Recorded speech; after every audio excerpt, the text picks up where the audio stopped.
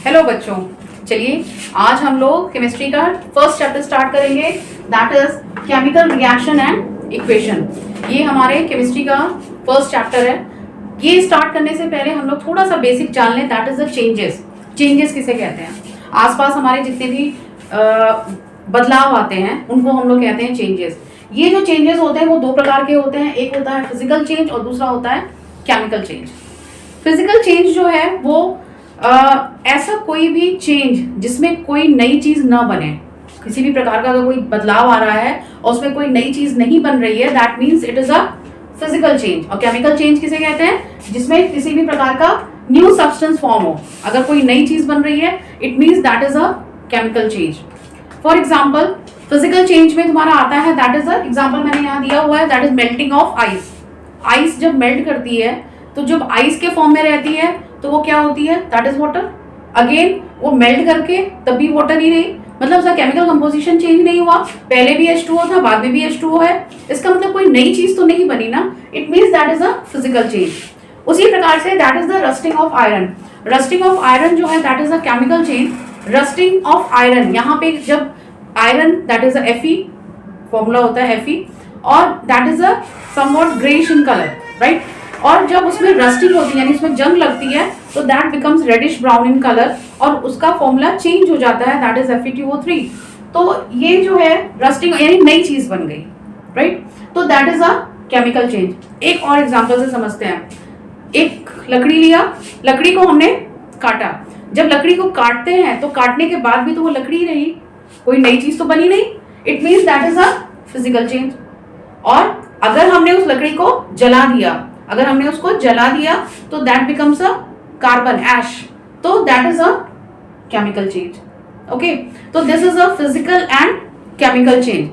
Physical change में किसी भी नई चीज नहीं बनती है, no new substance is form, and in a chemical change always a new substance is form, that we call it the chemical change.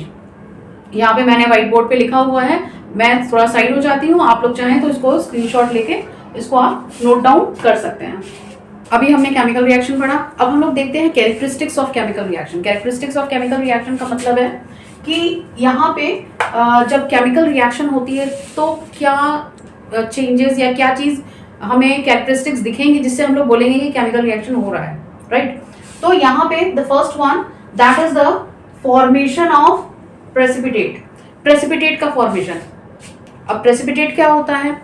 Precipitate is a solid substance formed on mixing two substances, two solutions। किसी भी दो solutions को अगर आप mix कर रहे हो और कोई solid चीज बन रही है, that we call it the precipitate, उसको हम लोग precipitate बोलते हैं। कभी भी अगर कोई दो solutions आपने mix किया, mix करने के बाद कोई एक solid substance बन रहा है तो that we call it the precipitate। तो यहाँ पे example से समझते हैं कि किस प्रकार से यहाँ पे that is the formation of precipitate। और यहाँ पे हम देखते हैं that is the reaction between lead nitrate and potassium iodide. जब कभी भी हम लोग लेड नाइट्रेट और पोटेशियम आयोडाइड के साथ रिएक्शन कराते हैं, दोनों को आपस में जब रिएक्ट कराते हैं तो एक येलो कलर का प्रेसिपिटेट बनता है। जबकि दोनों जो हमारे जो रिएक्टेंट्स हैं, रिएक्टेंट कौन है? लेड नाइट्रेट और पोटेशियम आयोडाइड, ये दोनों ही तुम्हारे कलरलेस सॉल्यूशंस हैं, ये कलरलेस है। और जैसे ही वो रिएक्शन करते हैं तो एक नई चीज बनती है, that is the lead iodide, that is yellow in colour, yellow precipitate form होता है। तो ये अगर प्रेसिपिटेट फॉर्म हो रहा है, इट मींस कि यहाँ पे क्या हो रहा है? कोई रिएक्शन हो रहा है, तभी यहाँ पे येलो प्रेसिपिटेट फॉर्म हो रहा है।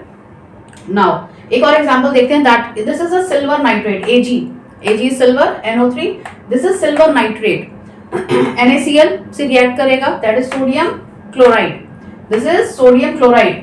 जब ये दोनों आपस में रिएक्ट करते हैं, दोनों ही कलरलेस हैं, और उसके बाद यहाँ पे एक प्रेसिपिटेट फॉर्म हो रहा है, that is of silver chloride. Silver chloride का यहाँ पे एक प्रेसिपिटेट फॉर्म हो रहा है, और यहाँ पे NaNO3 that is the sodium nitrate. Na stands for sodium, sodium nitrate यहाँ पे बन रहा है। और ये जो AgCl है, आप कुछ देख लो, सोल्यूशन को जब आप रख दोगे तो थोड़ी देर बाद आप देखोगे कि सोल्यूशन में ये जो AgCl है वो नीचे की तरफ बैठ जाता है, सेटल डाउन हो जाता है। तो प्रेसिपिटेट जो यूजुअली सॉलिड होता है तो वो धीरे धीरे सेटल डाउन हो जाता है। Okay, now the next example है, ये देखो barium chloride, this is BaCl2, barium chloride, और ये रिएक्ट कर रहा है that is with the sodium sulphate Na2SO4, sodium sulphate के साथ रिएक्शन कर रहा है। और ये सोडियम के साथ रिएक्ट करता है तो बनाता क्या है, that is the barium sulphate. This barium sulphate is again a white precipitate, ये भी एक व्हाइट प्रेसिपिटेट है। और अब अगर आप सोल्यूशन को एज इट इज रख दोगे तो ये जो बेरियम सल्फेट नीचे सेटल डाउन हो जाता है, ठीक है, व्हाइट कलर की लेयर आ जाती है, सेटल डाउन हो जाता है, that is a white precipitate plus NaCl, और NaCl का फॉर्मेशन होता है, ठीक है। तो अगर कोई भी दो सब्सटेंसेस अगर रिएक्ट कर रहे हैं तो वहां पे अगर किसी प्रकार का कोई प्रेसिपिटेट फॉर्म हो रहा है तो इसका मतलब वहां पे कोई केमिकल रिएक्शन हुआ, इसी वजह से प्रेसिपिटेट फॉर्म हो रहा है, राइट। अब इसके बाद दूसरी कैरेक्टरिस्टिक्स है, दूसरी कैरेक्टरिस्टिक है that is the evolution of gas. कोई गैस निकले, मतलब आपने कोई रिएक्शन कराया, कोई दो चीजों को मिक्स किया, कोई भी दो सब्सटेंसेस को मिक्स किया और वहां पे गैस इवॉल्व हो रही है, कोई गैस निकल रही है, इट मीन्स कि वहां पे कोई रिएक्शन हुआ है तभी वहां पे गैस इवॉल्व हो रही है, ठीक है। तो for example that is Zn plus H2SO4, Zn stands for zinc and H2SO4 that is the sulfuric acid। Zinc और सल्फ्यूरिक एसिड, जब जिंक और सल्फ्यूरिक एसिड रिएक्ट करते हैं that will form the zinc sulphate, this is zinc sulphate. और यहाँ से कौन सी gas निकल रही है, that is a hydrogen gas, hydrogen gas निकल रही है यहाँ पे। और ये जो हाइड्रोजन गैस है उसको हम लोग एरो के द्वारा दिखाते हैं, ये देखो एरो के द्वारा दिखाया जाता है जब कभी भी कोई भी इवोल्यूशन ऑफ गैस होता है, अगर हमें रिप्रेजेंट करना पड़ता है किसी भी रिएक्शन में, तो हम लोग यहाँ पे उसको एरो के द्वारा ऊपर की तरफ एरो कराते हैं। और अगर हमें प्रेसिपिटेट का करना होता है तो हम लोग डाउनवर्ड एरो ऐसे शो करते हैं, ठीक है। ये केमिकल रिएक्शन में हम लोग का प्रेजेंटेशन होता है। अब यहाँ पे एक और एग्जांपल है that is CaCO3, this is a calcium carbonate. Calcium carbonate जब रिएक्ट करता है that is with the dilute HCl, dilute HCl it means that is a hydrochloric acid, okay. Dilute means उसमें वाटर मिला हुआ है, concentrated and dilute, okay. तो ये क्या बनाएगा, that is CaCl2 plus carbon dioxide. Carbon dioxide is again gas और वो रिमूव हो जाती है। अब सवाल ये उठता है कि यहाँ पे एक क्वेश्चन पूछा जाता है, ये जो निकलने वाली गैस है क्या निकल के बताएगी हमें कि मैं हाइड्रोजन गैस निकल रही हूँ, नहीं। तो हमें क्या करना पड़ेगा, उसका कोई टेस्ट करना पड़ेगा। बर्निंग स्फिंक्टर होता है, जब गैस निकलती है तो वहां पे बर्निंग स्फिंक्टर लाते हैं तो उसकी फ्लेम जो होती है वो थोड़ी सी बढ़ जाती है, that is a hydrogen gas, it means कि वो हाइड्रोजन गैस है और पॉप साउंड होता है। दिस शोज दैट कि वो निकलने वाली गैस जो है वो हाइड्रोजन गैस है। दूसरा यहाँ पे कार्बन डाइऑक्साइड, ये बहुत इंपॉर्टेंट वन है। कार्बन लोअर क्लासेस में हमने पढ़ा हुआ है कि कार्बन डाइऑक्साइड का टेस्ट कैसे होता है, राइट। लाइम वाटर होता है, कैल्शियम हाइड्रोक्साइड, लाइम वाटर। उस लाइम वाटर में हम लोग कार्बन डाइऑक्साइड गैस पास करते हैं, जैसे ही हम पास करते हैं तो lime water turns milky, lime water जो होता है वो मिल्की बन जाता है। तो वो मिल्की होना ये बताता है कि निकलने वाली गैस जो है वो कार्बन डाइऑक्साइड है। ये तो मैंने लोअर क्लास बता दिया, ये लोअर क्लास में हमने पढ़ा था। क्यों मिल्की हो गया, that is because of the formation of calcium carbonate, calcium carbonate के फॉर्मेशन की वजह से हुआ है। लेकिन अभी हम लोग इसको थोड़ा सा और, हम लोग चूंकि 10th क्लास में है तो जाहिर सी बात है हम लोग थोड़ा सा और बढ़ाकर इसको बोलेंगे। और यहाँ पे क्या होता है, खैर अभी हम लोग इसको वापस फिर से डिस्कस करेंगे एक बार फिर से, और मैं चेक करूंगी कि आप लोग ने वापस, आपको याद है कि नहीं याद है। अगर हम लोग एक्सेस अमाउंट में कार्बन डाइऑक्साइड अगर हम लोग पास करते हैं लाइम वाटर में, देन वो जो मिल्कीनेस होती है ना वो खत्म हो जाती है। क्यों खत्म हो जाती है, अच्छा मिल्कीनेस आई क्यों थी, मिल्कीनेस क्यों आई थी, that is because of the calcium carbonate, calcium carbonate के फॉर्मेशन की वजह से आई थी। लेकिन जब हमने एक्सेस अमाउंट में फॉर्म किया तो वो जो वो क्या बन जाता है, कैल्शियम हाइड्रोजन कार्बोनेट। तो यहाँ पे वो क्या हो गया तुम्हारा, उसकी मिल्कीनेस जो होती है वो डिसॉल्व हो जाती है, वो वापस से फिर से क्लियर हो जाता है एक्सेस अमाउंट में। तो जब आपसे क्वेश्चन पूछा जाएगा तो उस क्वेश्चन में जरूर आप ध्यान से देखिएगा कि whether carbon dioxide is supplied in excess amount, क्या वो एक्सेस अमाउंट में सप्लाई किया जा रहा है। तो अगर आप एक्सेस अमाउंट में सप्लाई करोगे कार्बन डाइऑक्साइड को तो उसका रिजल्ट कुछ और निकलेगा, ठीक है। तो दिस इज द क्वेश्चन। अभी हम लोग आगे इसको वापस फिर से एक बार फिर से डिस्कस करेंगे। हम अभी साइड हो जा रहे हैं जिससे कि आप इसको नोट डाउन कर सकें। The next characteristic that is the change in colour, colour में अगर बदलाव आता है, जैसा कि अभी हमने बात की थी रस्ट की, राइट। आयरन का कलर क्या है, आयरन का कलर होता है that is somewhat greyish in colour. और जो रस्ट होता है, रस्ट मतलब जो जंग लग जाती है, तो जो जंग लग जाती है उसका कलर क्या हो जाता है, that is reddish brown in colour. Rust is reddish brown in colour whereas iron is greyish black. तो यहाँ पे कलर में बदलाव आया, अगर कलर में बदलाव आया है तो जाहिर सी बात है कुछ ना तो हुआ है, कोई ना कोई तो केमिकल रिएक्शन हुआ है तभी कलर बदला है, अदरवाइज ऐसे तो कलर नहीं बदलता। उसी तरीके से यहाँ lead nitrate that is PbNO3 plus potassium iodide, ये दोनों ही कलरलेस होते हैं। ओके, और जब ये रिएक्ट करते हैं तो यहाँ पे एक येलो कलर बनता है, that is of PbI2, that is lead iodide. Lead iodide का कलर जो होता है that is yellow in colour. और अगर यहाँ पे नया कलर बनाना, पहले क्या था, कलरलेस था, अब इसके बाद नया कलर फॉर्म हुआ, तो अगर नया कलर बन रहा है इट मीन्स दैट इज अ, मतलब कुछ तो केमिकल रिएक्शन हुआ है तभी नया कलर आया है। अब अगली कैरेक्टरिस्टिक पे आते हैं, that is change in state. Change in state का मतलब solid to liquid, liquid to gas, gas, तो that is a state. Okay, तो जो सॉलिड वैक्स होता है कैंडल वैक्स जो होता है, burns to form water vapour and carbon dioxide. जब हम लोग जो कैंडल होती है उसको जब बर्न करते हैं तो जो वैक्स जब बर्न होता है तो वो किस में कन्वर्ट हो रहा है, वैक्स क्या है, सॉलिड है, राइट। तो वैक्स जो होता है सॉलिड होता है, जब हमने उसको बर्न किया तो क्या फॉर्म हो रहा है, कार्बन डाइऑक्साइड बन रही है, water vapour and carbon dioxide which are gases. Carbon होना चाहिए तभी कार्बन डाइऑक्साइड बनेगा, सल्फर को जला के सल्फर डाइऑक्साइड नहीं करना। तो यहाँ पे carbon dioxide which are gases, जो कि क्या है, गैसेस है, राइट। तो हमारा जो वैक्स था वो सॉलिड था, किसमें कन्वर्ट हो गया, गैस में कन्वर्ट हो गया। तो यहाँ पे क्या हुआ, चेंज इन स्टेट हुआ, राइट। नाउ पेट्रोल, गाड़ी में जो पेट्रोल पड़ती है उसकी बात कर रहे हैं, विच इज लिक्विड, वो जो कि लिक्विड है, और जब वो बर्न करता है to form water vapour, water vapour बनाता है और क्या बनाता है, carbon dioxide, which are gases, ये दोनों ही गैसेस हैं। तो यहाँ पे क्या हुआ, चेंज इन स्टेट हुआ, that is from liquid to gas. Petrol is liquid and carbon dioxide and water vapour that is a gas. और उसी तरीके से यहाँ पे हमने जब वैक्स था, वैक्स तुम्हारा सॉलिड था और सॉलिड किसमें कन्वर्ट हो गया, that is in the gaseous form. तो यहाँ पे क्या हो रहा है, चेंज इन स्टेट हो रहा है। चेंज इन स्टेट होने का मतलब ये है कि कोई ना कोई केमिकल रिएक्शन हुआ है वहां पे, तभी वहां पे चेंज इन स्टेट हुआ है, राइट। तो चलिए अब मैं थोड़ा साइड होती हूँ जिससे कि आप लोग यहाँ पे नोट डाउन कर सकें।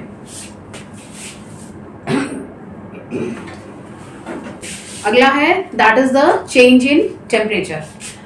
कहीं पर भी कोई भी केमिकल रिएक्शन हो रहा है तो कुछ टेम्परेचर में बदलाव आता है। टेम्परेचर में बदलाव आने का मतलब या तो टेम्परेचर राइज कर जाए, गर्म हो जाए वो, या तो ठंडा हो जाए, तो that is the change in temperature. अच्छा, इस बेसिस पे हमारे यहाँ पे दो प्रकार के रिएक्शंस होते हैं, एक होता है एक्सोथर्मिक रिएक्शन और दूसरा होता है एंडोथर्मिक रिएक्शन। एक्सोथर्मिक, एक्सो शब्द जो होता है, एक्सोथर्मिक दो शब्दों को मिला के बना है। एक्सो, एक्सो मतलब बाहर, एक्सटीरियर, एक्सटीरियर मतलब बाहर होता है ना, एक्सटीरियर इंटीरियर, तो उससे एक्सटीरियर EX, तो एक्सो मतलब बाहर, थर्मिक, थर्म शब्द जो होता है वो हीट से रिलेटेड है। तो एक्सोथर्मिक रिएक्शन, यहाँ पे हीट लिबरेट हो रही, मतलब निकल रही है, एक्सो। तो इस प्रकार का reaction which are accompanied by rise in temperature, इसमें क्या होता है, राइज इन टेम्परेचर होता है, टेम्परेचर बढ़ जाता है, और those in which heat is evolve, heat evolve होती है, हीट निकलती है, तो जाहिर सी बात है टेम्परेचर बढ़ेगा। तो that is called the exothermic reaction. Exo मतलब निकलना, थर्म शब्द मतलब दैट इज हीट, तो एक्सोथर्मिक रिएक्शन जिसमें कि हीट इवॉल्व होती है, और हीट इवॉल्व होगी तो इसका मतलब वो चीज गर्म होगी, राइज इन टेम्परेचर होगा। For example that is zinc plus sulphuric acid. Sulphuric acid लो टेस्ट ट्यूब में, उसमें जिंक के ग्रैन्यूल्स को डाल दो। जैसे ही आप जिंक के ग्रैन्यूल्स को डालोगे और आप उसको टच करोगे ना, उसको बीकर को या टेस्ट ट्यूब को, तो गर्म हो जाएगा। बिकॉज क्यों गर्म हो गया, क्योंकि वो एक्सोथर्मिक रिएक्शन है, उसमें हीट निकल रही है। और ये जो है that is ZnSO4 plus H2, यहाँ पे हाइड्रोजन गैस इवॉल्व हो रही है। एक और एग्जांपल देखते हैं, that is calcium oxide, this we call it the quicklime, इसको क्विकलाइन के नाम से भी जाना जाता है और वो ज्यादा फेमस है नाम। प्लस वाटर, उसको वाटर में ऐड किया तो क्या बना, कैल्शियम हाइड्रोक्साइड, कैल्शियम हाइड्रोक्साइड बना। और जब हमने उस बीकर को टच करके देखा तो दैट बिकम्स हॉट। ये बहुत ही इंपॉर्टेंट रिएक्शन है, ये आगे भी क्वेश्चन फिर से आएगा। ये जो कैल्शियम ऑक्साइड है, ये हम लोग जो व्हाइट वॉश करते हैं ना, तो उसमें क्या है, चूना, चूना होता है ना, चूना पानी घोलते हैं, तो जो चूना पानी घोलते हैं ये वही रिएक्शन है। ये कैल्शियम हाइड्रोक्साइड बना, राइट। और जब ये कैल्शियम हाइड्रोक्साइड बनता है तो इसी कैल्शियम हाइड्रोक्साइड को हम लोग जो वॉल होती है तो उस पर करते हैं व्हाइट वॉश, ठीक है। और जब लोग उस पर व्हाइट वॉश करते हैं तो जो एटमॉस्फेयर में कार्बन डाइऑक्साइड है वो इसी कैल्शियम हाइड्रोक्साइड के साथ रिएक्ट करता है, और रिएक्ट करने के बाद कैल्शियम कार्बोनेट बनाता है, और यही हमारी दीवार पे एक अच्छी सी लेयर आ जाती है जिसको हम लोग कहते हैं कि हमने अपने दीवार को व्हाइट वॉश कर लिया, ठीक है। तो ये बहुत इंपॉर्टेंट है रिएक्शन, ये क्वेश्चन पूछा भी गया है व्हाइट वॉश वाला, ठीक है। ये अभी हम फिर से डिस्कस करेंगे दोबारा से, एक बार फिर से यही चीज आएगी। अभी तो फिलहाल हम लोग इसको एक्सोथर्मिक रिएक्शन में पढ़ रहे हैं। तो एक्सोथर्मिक रिएक्शन में ये दो रिएक्शंस हो गए। एग्जांपल जिसमें कि हीट निकल रही है और वो चीज गर्म हो जा रही है। दूसरा है एंडोथर्मिक रिएक्शन। एंडो मतलब अंदर, तो this we call it the endothermic reaction. Reaction which are accompanied by fall in temperature, temperature गिर जाए, टेम्परेचर गिरने का मतलब चीज ठंडी हो जाए, तो are those in which heat absorbed, heat absorb हो रही है, ठंडा हो रहा है, such reactions are called endothermic. ऐसे रिएक्शन को हम लोग क्या कहते हैं, that we call it the endothermic reaction. For example that is barium hydroxide plus ammonium chloride. Barium hydroxide है, उसको हमने अमोनियम क्लोराइड के साथ रिएक्ट करवाया, दैट इज NH4Cl, और बेरियम हाइड्रोक्साइड के साथ अमोनियम क्लोराइड जब रिएक्ट करेगा that will form the barium chloride PaCl2 plus ammonium hydroxide that is NH4OH। जब ये रिएक्शन होगा तो हम लोग जिस बीकर में इस रिएक्शन को करा रहे हैं, आप उसको टच करोगे ना तो वो जो होगा वो ठंडा हमें फील होगा, ठीक है। तो these are the characteristics of chemical reaction. हमने 5 कैरेक्टरिस्टिक्स पढ़ी। अब यहाँ पे 5 जो कैरेक्टरिस्टिक्स हमने पढ़ी, अब इसमें क्या लगता है कि कोई भी रिएक्शन क्या सिर्फ एक ही कैरेक्टरिस्टिक शो करता है? नहीं, ऐसा नहीं है। कई सारे ऐसे रिएक्शंस होते हैं जिसमें एक से ज्यादा कैरेक्टरिस्टिक शो होती हैं। कोई भी रिएक्शन अगर हो रहा है तो कोई जरूरी नहीं है कि सिर्फ एक ही कैरेक्टरिस्टिक शो करे, एक से ज्यादा कैरेक्टरिस्टिक शो करते हैं। फॉर एग्जांपल यहाँ पे देखो Zn plus H2SO4 gives ZnSO4 plus H2। ये क्या है? यहाँ पे राइज इन टेम्परेचर भी हो रहा है, पहली कैरेक्टरिस्टिक। दूसरी कैरेक्टरिस्टिक क्या है? ये हाइड्रोजन गैस जो निकल रही है, इवोल्यूशन ऑफ गैस, ये भी तो हमने कैरेक्टरिस्टिक में पढ़ा था। इवोल्यूशन ऑफ गैस भी हो रहा है और यहाँ पे राइज इन टेम्परेचर भी हो रहा है। तो इस रिएक्शन में क्या हो रहा है? 2 कैरेक्टरिस्टिक शो हो रही हैं, that is the rise in temperature as well as the evolution of gas. I hope ये आप लोगों को क्लियर होगा। तो मैं साइड हो जाती हूँ जिससे कि आप ये पूरे को नोट डाउन कर सकें, स्क्रीनशॉट ले सकते हैं और इसको आई होप आपने नोट डाउन कर लिया होगा। अब हम लोग अगली क्लास स्टार्ट करेंगे, that is with the next topic that we discuss chemical equation. Chemical equation हम लोग डिस्कस करेंगे बच्चों। चलिए आज हम लोग पढ़ेंगे केमिकल इक्वेशन।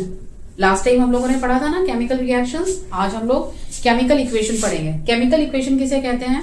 केमिकल इक्वेशन जो है that is the short hand method of representing a chemical reaction in terms of formulae, symbols of the different reactants and products, that we call it the chemical equation। जब हम लोग किसी भी reaction को उसके फॉर्मूले, उसके सिंबल्स के फॉर्म में जब उसको रिप्रेजेंट करते हैं, शॉर्ट हैंड फॉर्म, ठीक है, शॉर्ट हैंड मेथड होता है, that is the chemical equation. तो शॉर्ट हैंड मेथड जब हम लोग उसको रिप्रेजेंट करते हैं that we call it the chemical equation. इसी को हम लोग केमिकल इक्वेशन कहते हैं। नाउ अगर केमिकल इक्वेशन लिखना है तो उसके लिए हमें कुछ चीजों का ध्यान में रखना है कि हम लोग जब केमिकल इक्वेशन लिखे तो उसमें हम क्या चीज ध्यान में रखें।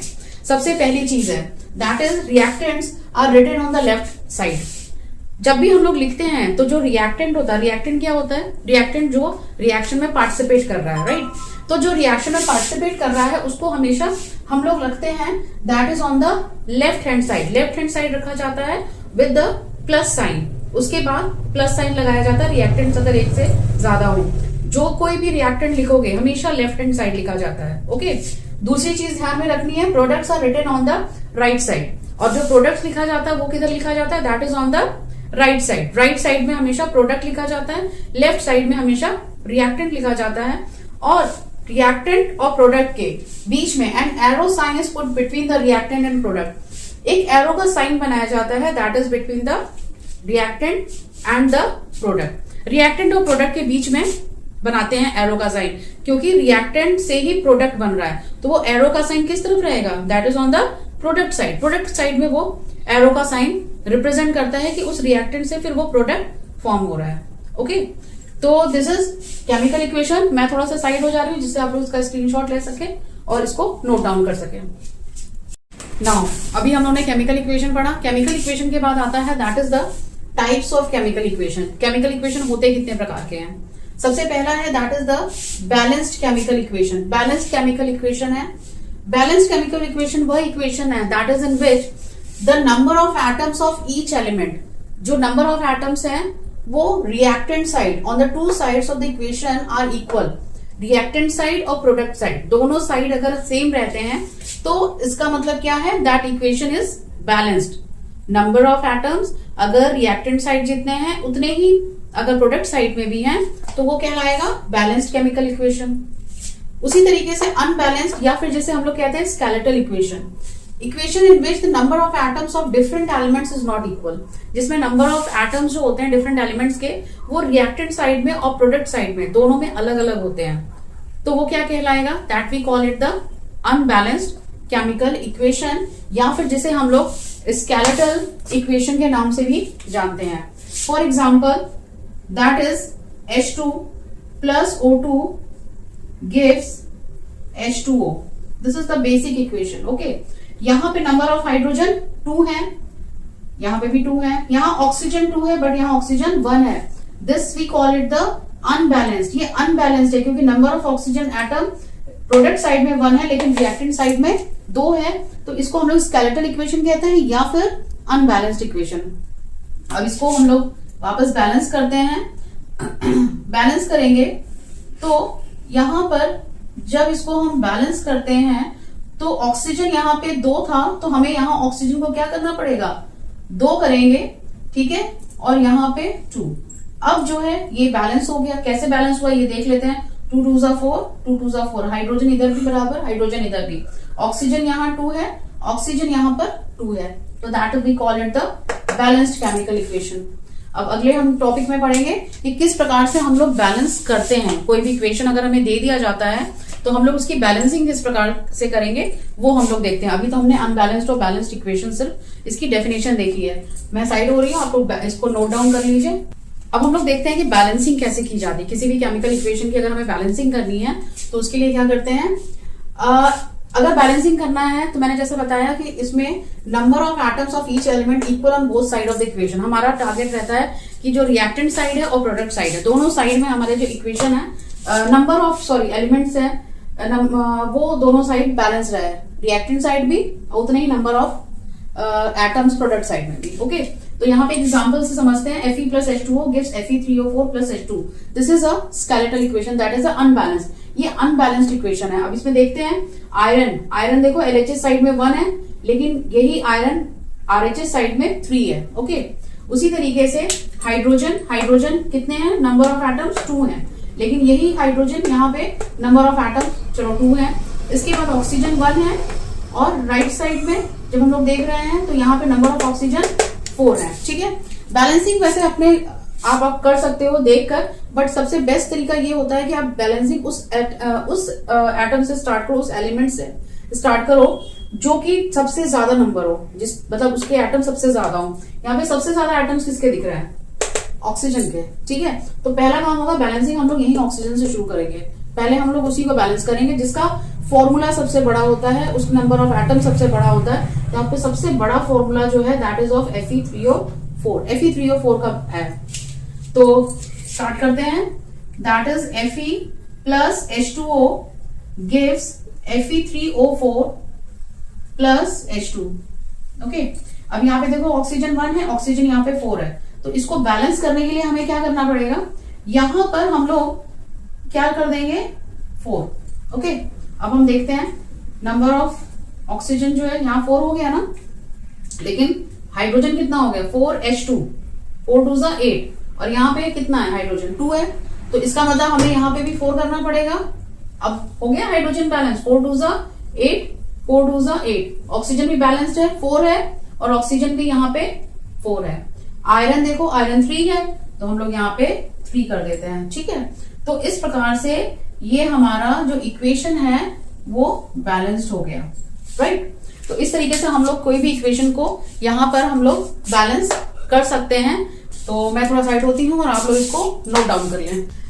चलिए, आपका एक क्वेश्चन है एनसीईआरटी का, why should chemical equation be balanced?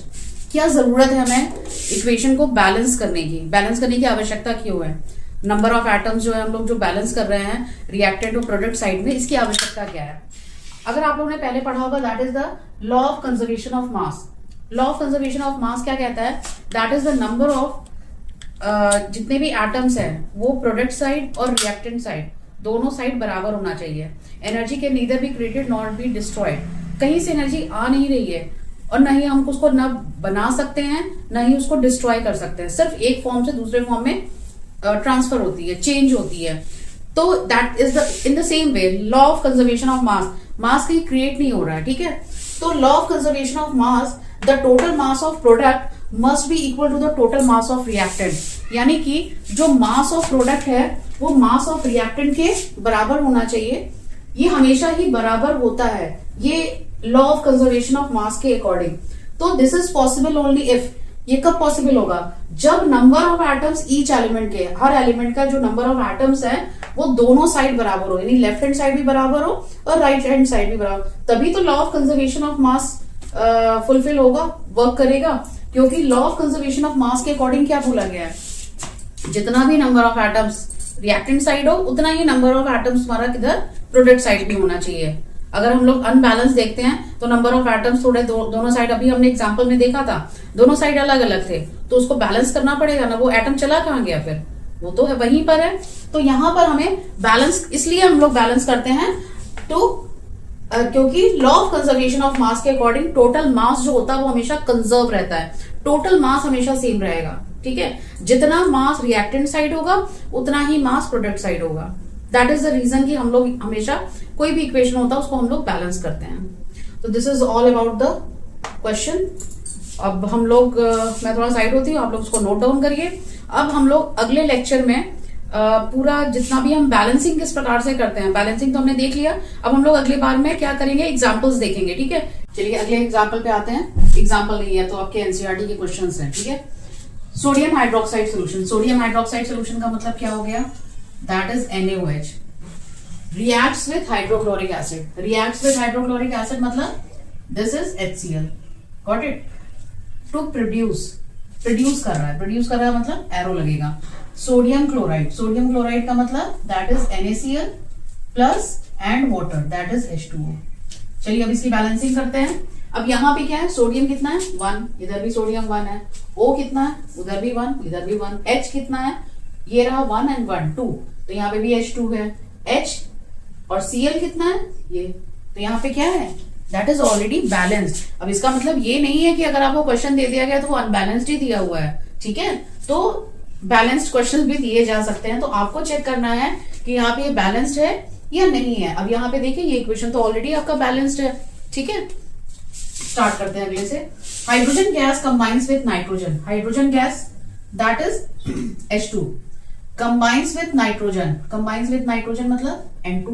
Okay, to form हो रहा है, बन रहा है, प्रोडक्ट बन रहा है, दैट इज अमोनिया। ये फॉर्मूले आपको याद रखने पड़ेंगे, that is NH3, NH3 that stands for ammonia. तो ये जो है ये आपका, अब इसको बैलेंसिंग करते हैं। हाइड्रोजन यहां पे ये देखते हैं ये N2 है। ठीक है, नाइट्रोजन के यहाँ 2 एटम्स है लेकिन नाइट्रोजन का यहाँ पे 1 एटम है, तो हम लोग को क्या करना पड़ेगा, यहाँ पे 2 लिखना पड़ेगा। अब एक बार चेक कर लेते हैं, नाइट्रोजन 2 हुआ, नाइट्रोजन 2 हुआ, और हाइड्रोजन कितना है 3 2 6, और यहाँ पे क्या है 2, तो यहाँ पे क्या करना पड़ेगा 3। अब हो गया बैलेंस, 3 2 6 और नाइट्रोजन का 2, तो इस तरीके से ये बैलेंसिंग हो रही है। Now the next example that is hydrogen sulphide. ये सारे फॉर्मूले आप लोगों को एज इट इज याद करने पड़ेंगे, फॉर्मूले सारे याद होने चाहिए। बर्न्स इन एयर, मैंने क्या बताया था, बर्न्स इन एयर अगर याद हो तो बर्न्स इन एयर का मतलब होता है ऑक्सीजन से रिएक्शन हो रहा है in air to give water and sulphur dioxide. क्या दे रहा है, वाटर दे रहा है, सल्फर डाइऑक्साइड दे रहा है। वाटर दे रहा है मतलब H2O और सल्फर डाइऑक्साइड दे रहा है मतलब SO2। ठीक है, तो बैलेंसिंग चेक करें। Starts with the hydrogen, hydrogen यहाँ 2 है, हाइड्रोजन यहाँ 2 है, ये तो चलो अच्छी बात है। ऑक्सीजन, ऑक्सीजन यहाँ चेक करते हैं, ऑक्सीजन यहाँ पे 2 है और ये रहा एक तीसरा, ये हाइड्रोजन ऑक्सीजन है, और यहाँ पे क्या है ऑक्सीजन ये रहा।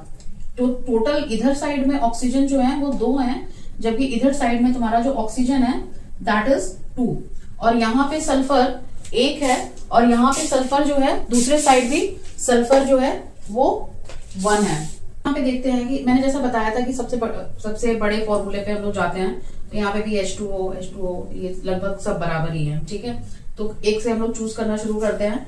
यहाँ पे ऑक्सीजन आप देख रहे हो, ऑक्सीजन यहाँ पे 3 है और यहाँ पे ऑक्सीजन 2 है। ठीक है, तो हम लोग ऑक्सीजन को ही सबसे पहले कंसीडर करते हैं कि हम लोग ऑक्सीजन से बैलेंसिंग स्टार्ट करते हैं। ठीक है, तो यहाँ पे जब हम लोग बैलेंसिंग स्टार्ट करेंगे ये थोड़ा सा ट्रिकी है, ट्रिकी इसलिए है क्योंकि हम लोग इसमें किसी पर्टिकुलर चीज को अभी तक जो हमने देखा था उसमें क्या देखा था कि कोई फॉर्मूला बड़ा हो तो हमने कंसीडर कर लिया, लेकिन यहाँ पे ऐसा हमें सब लगभग बराबर ही है, कोई ऐसे अलग सा नहीं है। ठीक है, तो स्टार्ट करते हैं। अगर हम लोग यहाँ पे 2 करते हैं तो 2 2 ज़ा 4, अब यहाँ पे भी 2 करते हैं। ठीक है, तो ये कितना हो गया, हाइड्रोजन तो बैलेंस हो गया। चलिए अब इसके बाद सल्फर कितना हो गया, सल्फर 2 हो गया। तो अगर यहाँ पे सल्फर 2 हो गया तो सल्फर को यहाँ पे बैलेंस करने के लिए यहाँ पे हमें 2 करना पड़ेगा। ठीक है, अब देखिए सल्फर बैलेंस हो गया। ठीक है, अब ऑक्सीजन की बारी आती है। ऑक्सीजन यहाँ पे कितना है, 2 2 ज़ा 4 और प्लस 2 यानी 4 + 2 6 ऑक्सीजन है। ठीक है, तो 6 ऑक्सीजन करने के लिए हमको यहाँ पे 3 करना पड़ेगा, 3 2 ज़ा 6, तब ये बैलेंस होगा। ठीक है, तो इस तरीके से हम लोग ने यहाँ पर बैलेंसिंग करी, आप इसको नोट डाउन कर सकते हैं। चलिए आइए अब हम लोग यहाँ स्टार्ट करते हैं। That is with the potassium metal reacts with water. Potassium metal जो वाटर के साथ रिएक्ट कर रहा है, पोटेशियम मेटल, पोटेशियम का फॉर्मूला क्या होता है, that is K plus water that is H2O to give potassium hydroxide. Potassium hydroxide का है that is KOH plus hydrogen gas, plus hydrogen gas यहाँ पे निकल रही है। अब इसके बाद यहाँ पर हम चेक करते हैं बैलेंसिंग। इधर पोटेशियम 1 है, पोटेशियम 1 है, हाइड्रोजन यहाँ 2 है, हाइड्रोजन यहाँ पर 3 है, ऑक्सीजन 1 है, यहाँ पे ऑक्सीजन 1 है। तो अनबैलेंस्ड क्या चीज है, दैट इज अ हाइड्रोजन, क्योंकि हाइड्रोजन यहाँ पे 3 है, हाइड्रोजन यहाँ पे 2 है। तो इसको बैलेंस करने के लिए हमें क्या करना पड़ेगा, यहाँ पे बैलेंस करने के लिए जो है हम लोग यहाँ पे 2 कर देते हैं। ठीक है, अब यहाँ पे चेक करते हैं एक बार, 2 2 ज़ा 4 हो गया और यहाँ पे क्या हो गया, ये तो H2 है। अब यहाँ पे क्या करना पड़ेगा, यहाँ पे अगर हम लोग ऑक्सीजन देखिए यहाँ पे 2 हो चुका है, राइट। तो अगर हम लोग यहाँ पे 2 करते हैं तो ऑक्सीजन बैलेंस्ड हो गया। ठीक है, ऑक्सीजन बैलेंस्ड हो गया। उसी तरीके से अब पोटेशियम डिस्टर्ब हो गया, तो पोटेशियम को बैलेंस करने के लिए हम लोग ने इधर भी 2 कर दिया, राइट। अब एक बार चेक करते हैं कि क्या हमने बैलेंसिंग ठीक करी है। पोटेशियम यहाँ 2 है, पोटेशियम 2 है, हाइड्रोजन यहाँ 4 है, हाइड्रोजन यहाँ पर 2, ये हाइड्रोजन और ये प्लस 2 ये हाइड्रोजन, यानी 4 हाइड्रोजन है। ऑक्सीजन यहाँ पर 2 है, ऑक्सीजन 2 है। ठीक है, चलिए अगला देखते हैं। HNO3 plus calcium hydroxide gives CaNO3 twice plus H2O। अब मैंने जैसा लास्ट टाइम भी बताया था कि हम लोग जो है सबसे बड़े से स्टार्ट करते हैं, तो सबसे बड़ा यहाँ पे क्या दिख रहा है, ये दिख रहा है। ठीक है, तो यहीं से स्टार्ट करें। तो यहां से स्टार्ट करने के लिए NO3 ट्वाइस है, तो NO3 ट्वाइस है तो सीधी सी बात है हमें यहाँ पे क्या करना पड़ेगा, 2 करना पड़ेगा। ठीक है, तो अगर हमने यहाँ पे 2 किया, अब यहाँ पे थोड़ा सा बैलेंसिंग चेक करते हैं कि यहाँ पे क्या क्या है। हाइड्रोजन यहाँ पे कितने हुए, 2 और ये रहा 2 4। ठीक है, और यहाँ पे हाइड्रोजन कितना है, 2। अब इसको बैलेंस कर देते हैं। ठीक है, तो ये हो गया 4। अब नेक्स्ट हाइड्रोजन बैलेंस्ड हो गया, नाइट्रेट बैलेंस हो गया, कैल्शियम ये रहा, और यहाँ पे हाइड्रोजन कितना है, 2 इधर है 2 इधर है, यानी 4 हो गया। ऑक्सीजन कितना है, ऑक्सीजन यहाँ पर 2 हो गया। ठीक है, तो आई होप कि यहाँ पे सारी चीजें बैलेंस्ड हो गई हैं। ठीक है, तो that is NaOH plus H2SO4 gives Na2SO4 plus H2O। Start करते हैं, कहां से स्टार्ट करेंगे, सबसे लंबे वाले फॉर्मूले से, Na2SO4 से। ठीक है, क्योंकि नंबर ऑफ एटम्स फॉर्मूला सब कुछ यही बड़ा है। तो स्टार्ट करते हैं, that is with the sodium. Sodium यहाँ पे 2 है, तो हम लोग यहाँ स्टार्ट करें, that is NaOH, that is, अब यहाँ पे देखो सोडियम 2 हो गया, बैलेंस्ड हो गया। चलो ठीक है, ऑक्सीजन यहाँ पे 2 है और 2 प्लस ये 4 6 हो गया, 6 ऑक्सीजन है। और यहाँ पे ऑक्सीजन कितना है, 4 और ये 5। ठीक है, तो मैं अगर यहाँ पे 2 कर दूं तो अब बैलेंस हो गया ऑक्सीजन 4 और प्लस 2 6। ठीक है, अगला बचता है हाइड्रोजन। हाइड्रोजन यहाँ पे कितना है, 2 हाइड्रोजन ये रहा और 2 ये रहा, 4। अब यहाँ पे चेक करते हैं, 2 2 ज़ा 4, ये भी तो बैलेंस्ड है। SO4 तो बैलेंस्ड है। तो इस तरीके से ये बैलेंसिंग हो गई हमारी। NaOH plus H2SO4 gives Na2SO4 plus H2O। ठीक है, अगला चेक करते हैं, that is NaCl। NaCl plus AgNO3 gives AgCl plus NaNO3। Check करें 1 by 1। यहाँ पे NaNO3 से स्टार्ट करते हैं, किसी भी आप एलिमेंट को चेक ले लो। Sodium 1, okay, chlorine done, silver ये भी बराबर है, NO3 अरे वाह, ये तो पूरा ही बैलेंस्ड है। तो होता है, ऐसा नहीं है कि अगर आपको क्वेश्चन दिया गया है तो अब नहीं बैलेंस्ड है अनबैलेंस्ड है, मतलब आपको बैलेंस्ड वाला भी दिया जा सकता है कंफ्यूजन क्रिएट करने के लिए, जाहिर सी बात है। तो इसलिए जो है आप लोग जबरदस्ती उसमें से कुछ खोजने मत शुरू कर दीजिएगा कि अरे इसमें लग रहा है कुछ तो गड़बड़ है, नहीं हो सकता है, मे भी पॉसिबल है कि वो आपका बैलेंस्ड ही हो। ठीक है, स्टार्ट करते हैं अगले वाले से। तो ये तो बैलेंस्ड है आपका, ठीक है। BaCl2 plus H2SO4 gives BaSO4 plus HCl। अब यहाँ पे H2SO4 है, BaSO4 है, तो ये तो लगभग बराबर ही है, Ba ओके फाइन है, SO4 ये भी ठीक है। हाइड्रोजन यहाँ पे 2 है, ठीक है, और यहाँ हाइड्रोजन कितना है 1 है, तो हम इसी को बैलेंस कर लेते हैं। तो ये कर दिया हमने यहाँ पे 2। अब फिर वापस चेक करें, हाइड्रोजन यहाँ 2, हाइड्रोजन यहाँ 2, क्लोरीन यहाँ पे 2 है, अब यहाँ पे भी क्लोरीन 2 हो गया, हो गई बैलेंस। ठीक है, तो जैसा भी आपको इक्वेशन दिखे उस हिसाब से हम लोग यहाँ पे करते हैं। अब अगला वाला आप देखिए, अगला वाला जो है ये यहाँ पे लैंग्वेज वाला आ गया। ठीक है, इसमें आपको फॉर्मूला पता होना चाहिए, that is calcium hydroxide. Calcium hydroxide that is CaOH twice plus carbon dioxide, और ये क्या देगा calcium carbonate that is CaCO3 plus H2O। Calcium, अब यहाँ पे हम देखते हैं क्या हम बैलेंस कर सकते हैं, चेक करते हैं। तो अब आप यहाँ पे देखिए कि ऑक्सीजन जो है यहाँ पे 3 है, 3 + 1 4, ठीक है। नंबर ऑफ ऑक्सीजन यहाँ सबसे ज्यादा है, तो वहीं से स्टार्ट कर लेते हैं हम लोग। तो ऑक्सीजन यहाँ पे देखो 2 है और 2 + 2 4, तो ऑक्सीजन तो बैलेंस लग रहा है, ठीक है ना, ऑक्सीजन बैलेंस्ड है। हाइड्रोजन भी बैलेंस्ड है, H2 कैल्शियम, अरे कैल्शियम भी बैलेंस्ड है, एंड देन कार्बन बैलेंस्ड, तो इसका मतलब क्या हुआ, ये भी बैलेंस्ड है। ठीक है, तो इसलिए जो है जैसा भी क्वेश्चन देखते हैं तो ऐसा जरूरी नहीं है कि उसमें वो हमेशा अनबैलेंस्ड ही देंगे, बैलेंस्ड भी हो सकता है। ओके, तो चलिए आप लोग नोट डाउन करिए। स्टार्ट करते हैं with the zinc that is Zn plus silver nitrate AgNO3 gives zinc nitrate that is ZnNO3 twice plus Ag। Silver का फॉर्मूला होता है Ag। ओके, चलिए बैलेंसिंग शुरू करते हैं। बैलेंसिंग कहां से शुरू करेंगे, जैसा बताया था नंबर ऑफ एलिमेंट्स जिसमें सबसे ज्यादा हो, एटम्स जिसमें सबसे ज्यादा हो, वहीं से शुरू करते हैं। तो NO3 ट्वाइस, अब देखिए NO3 ट्वाइस है, तो यानी कि अगर हम लोग यहाँ पे 2 कर दें तो NO3 तो बैलेंस हो गया। ओके, अब यहाँ पे बचा सिल्वर, अब ये देखिए सिल्वर यहाँ पे 2 हो गया, तो हम लोग यहाँ पे क्या करेंगे 2 कर देंगे, तो बैलेंस हो गया। जिंक देखिए, चेक करिए, जिंक यहाँ पे 1 है, जिंक यहाँ पे 1 है, सिल्वर यहाँ पे 2 है, सिल्वर यहाँ पे 2 है, NO3 2 है, NO3 2 हो गया, हो गई बैलेंसिंग।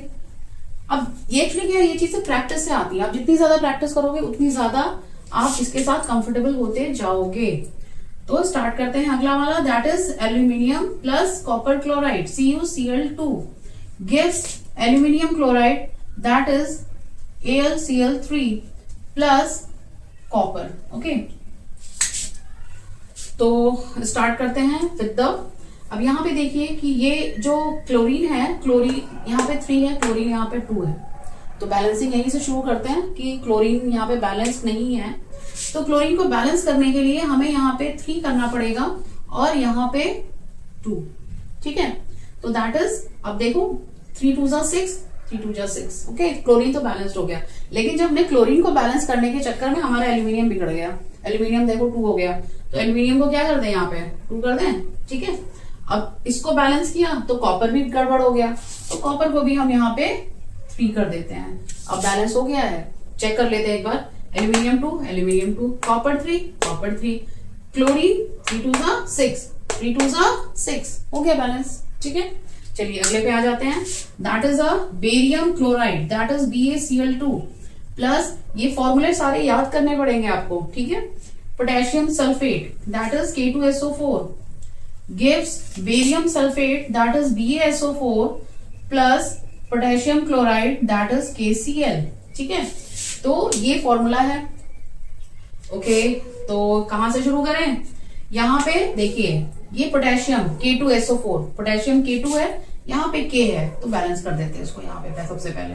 तो जब जैसे ही हमने यहाँ पे इसको बैलेंस किया तो क्लोरीन अपने आप देखिए यहाँ पे बैलेंस हो गया, है ना। तो बेरियम 1, क्लोरीन यहाँ 2 है, क्लोरीन यहाँ 2 है, K2 यहाँ 2 है, K2 यहाँ 2 है, SO4 बैलेंसिंग हो गई। ठीक है, तो इस तरीके से हम लोगों ने इसको भी बैलेंस कर दिया। तो आप नोट डाउन कर सकते हैं इसको।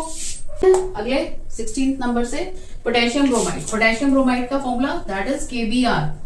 This is potassium bromide plus barium iodide that is BaI2 gives potassium iodide that is Ki, potassium iodide plus barium bromide that is BaBr2। तो this is the formula, sorry this is the equation. अब इसको balancing शुरू करते हैं, और balancing शुरू करते हैं तो यहाँ पे सबसे पहले देखिए यहाँ पे ब्रोमीन क्या है, ब्रोमीन यहाँ 1 है, यहाँ ब्रोमीन 2 है। तो बैलेंस करें, यहाँ पे हम 2 लगा देते हैं। ठीक है, जब हमने यहाँ 2 लगा दिया तो ब्रोमीन तो बैलेंस हो गया, लेकिन पोटेशियम डिस्टर्ब हो गया। अब देखिए पोटेशियम यहाँ 2 हो गया, पोटेशियम यहाँ 1। चलिए अब इसको बैलेंस करते हैं। तो हमने यहाँ पे पोटेशियम को बैलेंस किया। जैसे ही पोटेशियम को बैलेंस करेंगे तो आयोडीन जो है अपने आप बैलेंस हो जाएगा। अब एक बार चेक करते हैं, पोटेशियम 2 है, ब्रोमीन यहाँ पे 1 है, ब्रोमीन यहाँ पे 2 है, ब्रोमीन यहाँ पर भी 2 है, बेरियम यहाँ पे 1 है, बेरियम यहाँ पे 1 है, आयोडीन 2 है। हो गई balancing. Okay, now the next one that is the zinc carbonate का मतलब ZnCO3 gives zinc oxide plus carbon dioxide, zinc carbonate. अब यहाँ पे आप देखिए CO3 ZnO plus CO2, zinc check करें, जिंक कार्बन 1 ऑक्सीजन 3। तो अगेन फिर से बैलेंस चाहिए, इसमें कुछ नहीं करना है, ये ऑलरेडी बैलेंस्ड है। ठीक है, चलिए स्टार्ट करते हैं with the next one that is magnesium that is Mg gives react with the hydrochloric acid that is HCl gives magnesium chloride that is MgCl2 plus hydrogen। Okay, तो यहाँ पे हम लोग बैलेंसिंग शुरू कर रहे हैं that is with the chlorine यहाँ पे 2 है, क्लोरीन यहाँ पे 1 है। तो इसको बैलेंस करने के लिए हमने यहाँ पे 2 लगा दिया, और जैसे ही यहाँ पे 2 लगाएंगे क्लोरीन अपने आप यहाँ पे देखिए बैलेंस हो गया, हाइड्रोजन बैलेंस हो गया, मैग्नीशियम तो ऑलरेडी बैलेंस्ड था। तो इस प्रकार से यहाँ पे एनसीईआरटी में जितने भी बैलेंस्ड वाले क्वेश्चंस थे, बैलेंसिंग करने वाले क्वेश्चंस, वो सारे के सारे तो हमने यहाँ पे सॉल्व कर लिए। ठीक है, अब मैं आपको एक पूरा लिस्ट देती हूँ जिसमें एक्स्ट्रा क्वेश्चंस हैं जो बैलेंसिंग करने हैं। ठीक है, तो इसके साथ में आप लगा दूंगी और आप लोग उसको सॉल्व करिएगा, क्योंकि इट नीड्स अ प्रैक्टिस, वो प्रैक्टिस मांगता है। अब जितनी ज्यादा प्रैक्टिस करोगे उतने ज्यादा परफेक्ट होगे, क्योंकि आपको फॉर्मूला एग्जैक्टली पता होना चाहिए। तो मैं इसके बाद लगाती हूँ, इसके बाद और आप उसको सॉल्व करिएगा। अगर इनकेस कोई प्रॉब्लम आती है तो आप मुझसे कांटेक्ट करिएगा। ठीक है, मैसेज करिएगा। थैंक यू, नोट डाउन करिए।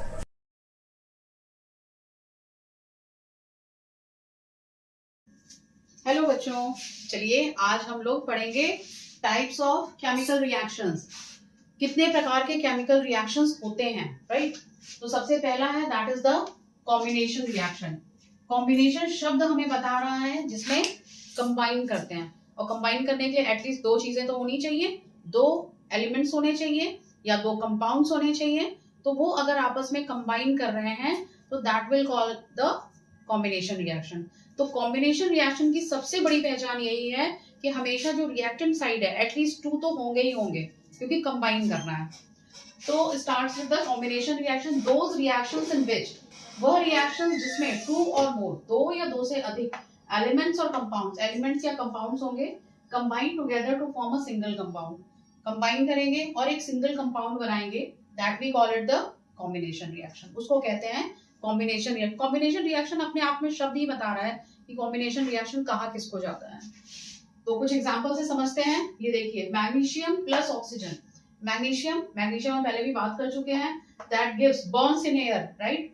ये हमने पहले ही लेक्चर में हमने पढ़ा था, मैग्नीशियम प्लस ऑक्सीजन यानी magnesium burns in air to form the magnesium oxide. जब कभी भी ऑक्सीजन के साथ रिएक्शन होगा that will always form the oxide, वो हमेशा ऑक्साइड ही बनाएगा। ठीक है, तो MgO मैग्नीशियम, अब ये देखो दोनों आपस में ज्वाइन कर रहे हैं ना, कंबाइन कर रहे हैं, फॉर्म कर रहे हैं क्या, magnesium oxide. In the same way calcium oxide plus water, calcium oxide ये वाटर के साथ कंबाइन कर रहा है और क्या बना रहा है, कैल्शियम हाइड्रोक्साइड। तो ये दोनों आपस में जुड़ के ये बना रहे हैं। ठीक है, इन the same way calcium hydroxide plus carbon dioxide give CaCO3, और यहाँ पे कौन सी 2 चीजें कंबाइन कर रही, calcium hydroxide and carbon dioxide, ये कंबाइन करके बना रहे हैं CaCO3 प्लस वाटर। अच्छा यहाँ पे ये बहुत ही इंपॉर्टेंट क्वेश्चन है। ये दोनों जो रिएक्शंस है ना, ये कैल्शियम ऑक्साइड और वाटर गिव्स कैल्शियम हाइड्रोक्साइड, ये इंपॉर्टेंट क्यों है? ये जो हम लोग के घरों में व्हाइट वॉश होता है ना, ये वही दो रिएक्शंस है, ये हम पहले भी बता चुके हैं। ये होता है ना चूना जो करा जाता है दीवार पे, चूना प्लस वाटर दैट इज पानी। चूना और पानी को घोला जाता है। जब हम लोग पढ़ रहे थे रिएक्शंस, उस दौरान हमने पढ़ा था ना, वो चीज गर्म हो जाती है, स्पॉट में इसको करते हैं तो that will form the calcium hydroxide, और यही वो कैल्शियम हाइड्रोक्साइड है जिसकी लेयर हम लोग चढ़ा देते हैं अपने दीवार पे। ठीक है, तो वो जब हम लगाते हैं तो बिल्कुल वाटर जैसा होता है ना, फिर उसके बाद वो एटमॉस्फेयर में जो कार्बन डाइऑक्साइड प्रेजेंट है उसके साथ रिएक्शन करता है and that will form the CaCO3 plus H2O। CaCO3 क्या है? एक लेयर व्हाइट कलर की चढ़ जाती है, तभी तो हम लोग कहते हैं ना व्हाइट वॉश हो गया। ठीक है, तो CaCO3 प्लस वाटर, तो ये दोनों रिएक्शंस किसमें होते हैं? That is on in a white washing में यूज किया जाता है। चलिए अगला पढ़ते हैं, that is H2 plus Cl2, hydrogen plus chlorine gives hydrochloric acid. Hydrochloric acid दे रहा है। ठीक है, तो यहाँ पे क्या हो रहा है? दो कंबाइन कर रहा है और क्या बन रहा है? सिंगल कंपाउंड फॉर्म हो रहा है। इन the same way this is ammonia. Formula याद होना चाहिए, मैंने पहले भी बोला था, NH3 मतलब अमोनिया प्लस ये क्या है? Hydrochloric acid. तो अमोनिया और हाइड्रोक्लोरिक एसिड कंबाइन करेंगे, that will form the ammonium chloride. ठीक है, this is ammonium chloride. Now एक और देखते हैं, CaO plus CO2, calcium oxide. Calcium oxide है, कैल्शियम ऑक्साइड का हमने फॉर्म वो भी देखा था, कौन सा क्या बोला जाता है उसको? That we call it the quicklime. Quicklime बोला जाता है। Combines with carbon dioxide, carbon dioxide के साथ कंबाइन करता है and that will form the CaCO3 that is calcium carbonate, जो कि अभी हमने पढ़ा था कैल्शियम कार्बोनेट जो व्हाइट वॉश में यूज होता है। ये देखिए, ठीक है, तो these are the examples of combination reaction. और मैं थोड़ा सा साइड होती हूँ, आप लोग इसको फटाफट जल्दी से नोट डाउन। लोग पढ़ते हैं दूसरा रिएक्शन। पहला क्या क्या पढ़ा? अभी हमने कॉम्बिनेशन पढ़ा, अब दूसरा है that is the decomposition reaction. Decomposition, ये रिएक्शन का जो नाम है वो खुद ब खुद को डिफाइन कर रहा है। डिकम्पोज मतलब होना, मतलब टूटना। ठीक है, डिकम्पोज होना, तो that we call it the decomposition reaction. अब जैसे कॉम्बिनेशन में मैंने क्या बताया था, रिएक्टेंट साइड में दो चीजें होती हैं, आपस में कंबाइन कर रही हैं, तो that we call it the combination reaction. अब डिकम्पोज कर रहा है तो टूटेगा ना, तो टूटेगा तो मोस्ट ऑफ द टाइम जो है रिएक्टेंट साइड एक ही चीज होती है, एक ही रिएक्टेंट होता है। ठीक है, तो those reactions in which a single compound breaks down, वह रिएक्शन जिसमें एक सिंगल कंपाउंड का ब्रेकडाउन होता है to give two or more simpler substances, दो या दो से ज्यादा जो सिंपलर सब्सटेंसेस बनाता है। जाहिर सी बात है, एक पत्थर है, पत्थर टूटेगा तो दो तीन चीजें बन जाएंगी। ठीक है, तो बिल्कुल वैसे ही एक सिंगल कंपाउंड ब्रेक हो रहा है, दो या दो से ज्यादा चीजें बन रही हैं, that we call it the decomposition reaction. अच्छा, अगर ये चीज हम लोग देखते हैं कि कोई सी चीज को तोड़ना है, जैसे अभी मैंने पत्थर ही बोला, अगर पत्थर को तोड़ना है तो तुम्हें क्या करना पड़ेगा? कुछ हैमर वैमर यूज करना पड़ेगा कि हैमर लोगे और तोड़ दोगे। ठीक है ना, यानी कुछ एक्सटर्नल चीज उसमें डालनी पड़ेगी, तब जाकर वो टूटेगा, राइट? तो उस बेसिस पे टाइप्स ऑफ डिकम्पोजिशन रिएक्शन, तो कितने प्रकार के डिकम्पोजिशन रिएक्शन होते हैं, मतलब हमें कुछ एक्सटर्नली उनको प्रोवाइड करना पड़ेगा, कोई एनर्जी देनी पड़ेगी, तभी वो चीज टूटेगी, अदरवाइज वो नहीं टूटने वाली है। तो सबसे पहला है that is thermal decomposition reaction. Thermal decomposition, thermal शब्द किसके लिए प्रेजेंट करता है? दैट इज हीट, हीट से रिलेटेड है। तो थर्मल डिकम्पोजिशन रिएक्शन जो है वह रिएक्शन है जिसमें एक्सटर्नली हम लोग क्या प्रोवाइड कर रहे हैं? हीट प्रोवाइड कर रहे हैं। अगर हीट हमने दी और कोई चीज टूट गई तो क्या कहलाएगा? That is thermal decomposition. यानी वो डिकम्पोजिशन तो हो रहा है, बट वो किसकी वजह से रहा है? हीट की वजह से हो रहा है। ठीक है, तो अगर हीट की वजह से हो रहा है तो इस प्रकार का डिकम्पोजिशन क्या कहलाता है? Thermal decomposition reaction. The reactions which takes place by absorption of heat, वह रिएक्शन जिसमें एब्जॉर्प्शन ऑफ हीट हो और उसकी वजह से वो टूट जाए, तो that we call it the thermal decomposition reaction. तो अभी मैं साइड होती हूँ, आप लोग नोट डाउन करिए, और अभी हम लोग फिर से थर्मल डिकम्पोजिशन रिएक्शन के कुछ हम लोग अभी एग्जांपल्स को देखते हैं। ओके, एग्जांपल्स आते हैं, एग्जांपल्स पे डिकम्पोजिशन रिएक्शन के। और ये देखिए, ये जो सिंबल है ना वो हीट का सिंबल है, जो ट्रायंगल शेप का बनाते हैं, that is an symbol of heat. ठीक है, ये एरो के ऊपर बना रहे हैं, यानी कि हीट की वजह से ये चीज टूट रही है। PbNO3 twice, PbNO3 that is lead nitrate. और ये जो लेड नाइट्रेट होता है that is white in colour, सफेद रंग का होता है। आपने उसको हीट किया, गर्म किया, ठीक है। जब आप गर्म करोगे तो उसका कलर चेंज हो जाता है, और कलर चेंज होके क्या बन जाता है, that is yellowish in colour, that is PbO, lead oxide. Lead oxide form करता है प्लस NO2 फॉर्म होता है, this is brown in colour plus oxygen, ठीक है। PbNO3 ट्वाइस, और ये ब्रेक डाउन हुआ, फॉर्म किया लेड ऑक्साइड, NO2, ऑक्सीजन, ठीक है। अब दूसरा देखते हैं FeSO4.7H2O। FeSO4.7H2O that is greenish in colour, ये फेरस सल्फेट है, ठीक है। तो ये जो फेरस सल्फेट है with 7 molecules of water, ferrous sulphate में ये जो .7H2O दिखाता है ना, वो ये दिखाता है कि इसके साथ 7 मॉलिक्यूल्स ऑफ वाटर इसके साथ अटैच्ड है। और जब आप किसी चीज को हीट करते हो तो क्या होता है, पानी निकल जाता है ना। तो अगर पानी निकल जाता है तो इसका मतलब क्या हुआ, FeSO4 सिर्फ बचा, ठीक है। तो जो FeSO4 है उसका कलर चेंज हो जाता है, that becomes reddish brown in colour, और ये देखो 7 मॉलिक्यूल्स ऑफ वाटर निकल गया, ठीक है। तो यहाँ पे हीट करने पे कलर भी चेंज हो रहा है, ये हम रिएक्शन में पढ़े थे ना, चेंज इन कलर, तो ये चेंज इन कलर का भी एग्जांपल है। Ferrous sulphate with 7 molecules of water, जब हमने उसको हीट किया तो इसका कलर क्या था, FeSO4.7H2 का कलर था ग्रीन कलर, और जब हमने हीट किया तो उसका कलर चेंज हो गया, that becomes reddish brown in colour with, अब 7 मॉलिक्यूल्स ऑफ वाटर तो निकल जाएंगे ना, जब हम लोग उस किसी चीज को गर्म करते, पानी उबालते तो पानी निकल जाता है ना, सेम चीज। Okay, now this is ferrous sulphate, ठीक है। ये फेरस सल्फेट है, इसको हमने हीट किया, that becomes Fe2O3 plus SO2 plus SO3। SO2 SO3 ये दोनों गैस है, गैस के फॉर्म में ये निकल जाते हैं। जैसा मैंने बताया था, गैस को ऐसे रिप्रेजेंट करते हैं ना, ये ऐसे ऊपर साइड का एरो लगा देते हैं, और दिस इज Fe2O3। अब अगले एग्जांपल पे आते हैं, that is CuSO4 5H2O। CuSO4 that is copper sulphate. ये जो कॉपर सल्फेट है, और जब हम उसको वाटर में मिलाते हैं ना तो वो कलर अपना देता है, that is blue in colour. Copper salt जो होता है वो ब्लू कलर का होता है विद वाटर के मॉलिक्यूल्स के साथ। तो copper sulphate plus 5H2O with, जैसे यहाँ पे 7 मॉलिक्यूल्स ऑफ वाटर है, कॉपर सल्फेट के साथ 5 मॉलिक्यूल्स ऑफ वाटर लगते हैं, ठीक है।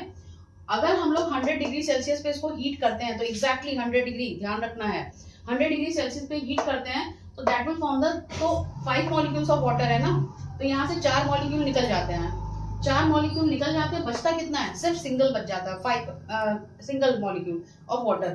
तो इसका कलर थोड़ा फेड हो जाता है, मतलब this is bluish in colour और this is bluish white in colour, मतलब ब्लूइश व्हाइट हो जाता है कलर इसका, ठीक है। अब हमने क्या किया, 100 डिग्री से और बढ़ा दिया टेम्परेचर, और हम उसको गर्म करने लगे और गर्म करने लगे, और एक कंडीशन ऐसी आएगी कि जितने भी मॉलिक्यूल्स वाटर के थे वो सारे के सारे निकल गए, और जब सारे के सारे मॉलिक्यूल्स वाटर के निकल जाते हैं तो क्या बन जाता है, CuSO4, और this is white in colour. CuSO4 का कोई कलर नहीं होता है, that is white in colour, और उसमें पता है CuSO4 है, ये है, और आपको मिल गया CuSO4, आप उस पे ऐसे ऐसे करके वाटर डाल दो, उसका कलर फिर चेंज हो जाएगा, that become bluish in colour, ठीक है। क्यों, क्योंकि ये बन जाएगा, दिस वाटर मॉलिक्यूल उसमें ऐड हो गया। समझ में आ रही है बात? ओके, अब अगला चलते हैं, CuSO4 that is copper sulphate. अब अगेन ये ब्रेक डाउन हो रहा है, किसकी वजह से, हीट हमने किया, CuSO4 को हमने हीट किया, ये देखो CuSO4 है ना, कॉपर सल्फेट, हमने इसको वापस फिर से हीट किया, अब क्या बनेगा, कॉपर ऑक्साइड बनेगा, that is blackish in colour. SO2 SO3 oxygen, ये सब गैस है, और ये गैस के फॉर्म में निकल जाएंगे, ठीक है। तो ये हमारा क्या है, ये एग्जाम्पल है that is of the thermal decomposition. Decomposition अगर हीट की वजह से हो रही है तो that is a thermal decomposition, और उसका साइन क्या है, ये ट्रायंगल शेप का जो साइन लगाया है ना, ये साइन होता है हीट का, ओके। तो अब आप इसको नोट डाउन करिए। अब अगला कौन सा है, that is electrolytic decomposition reaction, जिसको हम लोग इलेक्ट्रोलिसिस भी कहते हैं। इलेक्ट्रोलिटिक डिकम्पोजिशन का मतलब क्या हुआ, इलेक्ट्रो, ये सब शब्द शायद समझ में आ रहा होगा नाम से, रिलेटेड विद द इलेक्ट्रिसिटी से रिलेटेड है। अब यहाँ पे इसको इलेक्ट्रोलिसिस भी कहते हैं। इलेक्ट्रो मतलब इलेक्ट्रिसिटी, लिसिस मतलब टूटना, ठीक है, इलेक्ट्रोलिसिस। तो अगर बिजली की वजह से, इलेक्ट्रिक करंट की वजह से, बिजली नहीं इलेक्ट्रिक करंट की वजह से अगर वो टूट रहा है कोई कंपाउंड, तो that is the electrolysis, okay. तो the reaction which takes place when electric current is pass through the compound, the reaction which takes place, वह रिएक्शन जो होता है, इलेक्ट्रिक करंट अगर पास किया जाए किसी भी कंपाउंड में, इन द मॉल्टन स्टेट और इन एक्वस सोल्यूशन। मॉल्टन स्टेट का मतलब पिघले हुए फॉर्म में, एक्वस सोल्यूशन, एक्वा शब्द जो होता है कहीं पर भी आता है तो वाटर से रिलेटेड होता है, या तो उसको वाटर के सोल्यूशन में मिला के आप करो, या तो वो मॉल्टन स्टेज में हो, और जब उस मॉल्टन स्टेज में या फिर वाटर के सोल्यूशन में अगर आप करंट पास करते हो तो वो टूटेगा, और अगर इस प्रकार से टूटता है तो उसको हम लोग क्या कहते हैं, that is electrolytic decomposition reaction, या जिसे हम लोग कहते हैं इलेक्ट्रोलिसिस। ओके, तो यहाँ पे these are called the electrolytic decomposition, यानी इलेक्ट्रिसिटी की वजह से डिकम्पोजिशन हुआ, या जिसे हम लोग इलेक्ट्रोलिसिस कहते हैं। ओके, चलिए स्टार्ट करते हैं एग्जांपल से, दैट इज वाटर। वाटर देखिए, वाटर जो होता है उसमें आप करंट पास करिए तो क्या होगा, हाइड्रोजन और ऑक्सीजन, इसको हम कुछ ऐसे प्रैक्टिकल्स भी हुए हैं, जैसे वाटर है आप उसमें पास करोगे तो हाइड्रोजन गैस भी निकलेगी और ऑक्सीजन, वो बबल्स के रूप में निकलते हैं, तो बबल्स निकल रहे हैं, इसका मतलब क्या हुआ कि कोई गैस निकल रही है, that will be the oxygen and hydrogen gas. ठीक है, और इससे रिलेटेड एक और क्वेश्चन आया था कि जब हम उसको इन्वर्टेड रखते हैं तो हाइड्रोजन जो है वो डबल अमाउंट में मिलता है, ऑक्सीजन कम मिलता है, तो डबल अमाउंट, यहाँ देखो बैलेंसिंग किया ना, तो हाइड्रोजन 2 है और ये ऑक्सीजन 1 है, तो हाइड्रोजन जाहिर सी बात है डबल अमाउंट में मिल रहा है ऑक्सीजन के। ठीक है, एक और इसी से क्वेश्चन आया था कि कौन सा एनोड पे निकलेगा, कौन से कैथोड पे निकलेगा।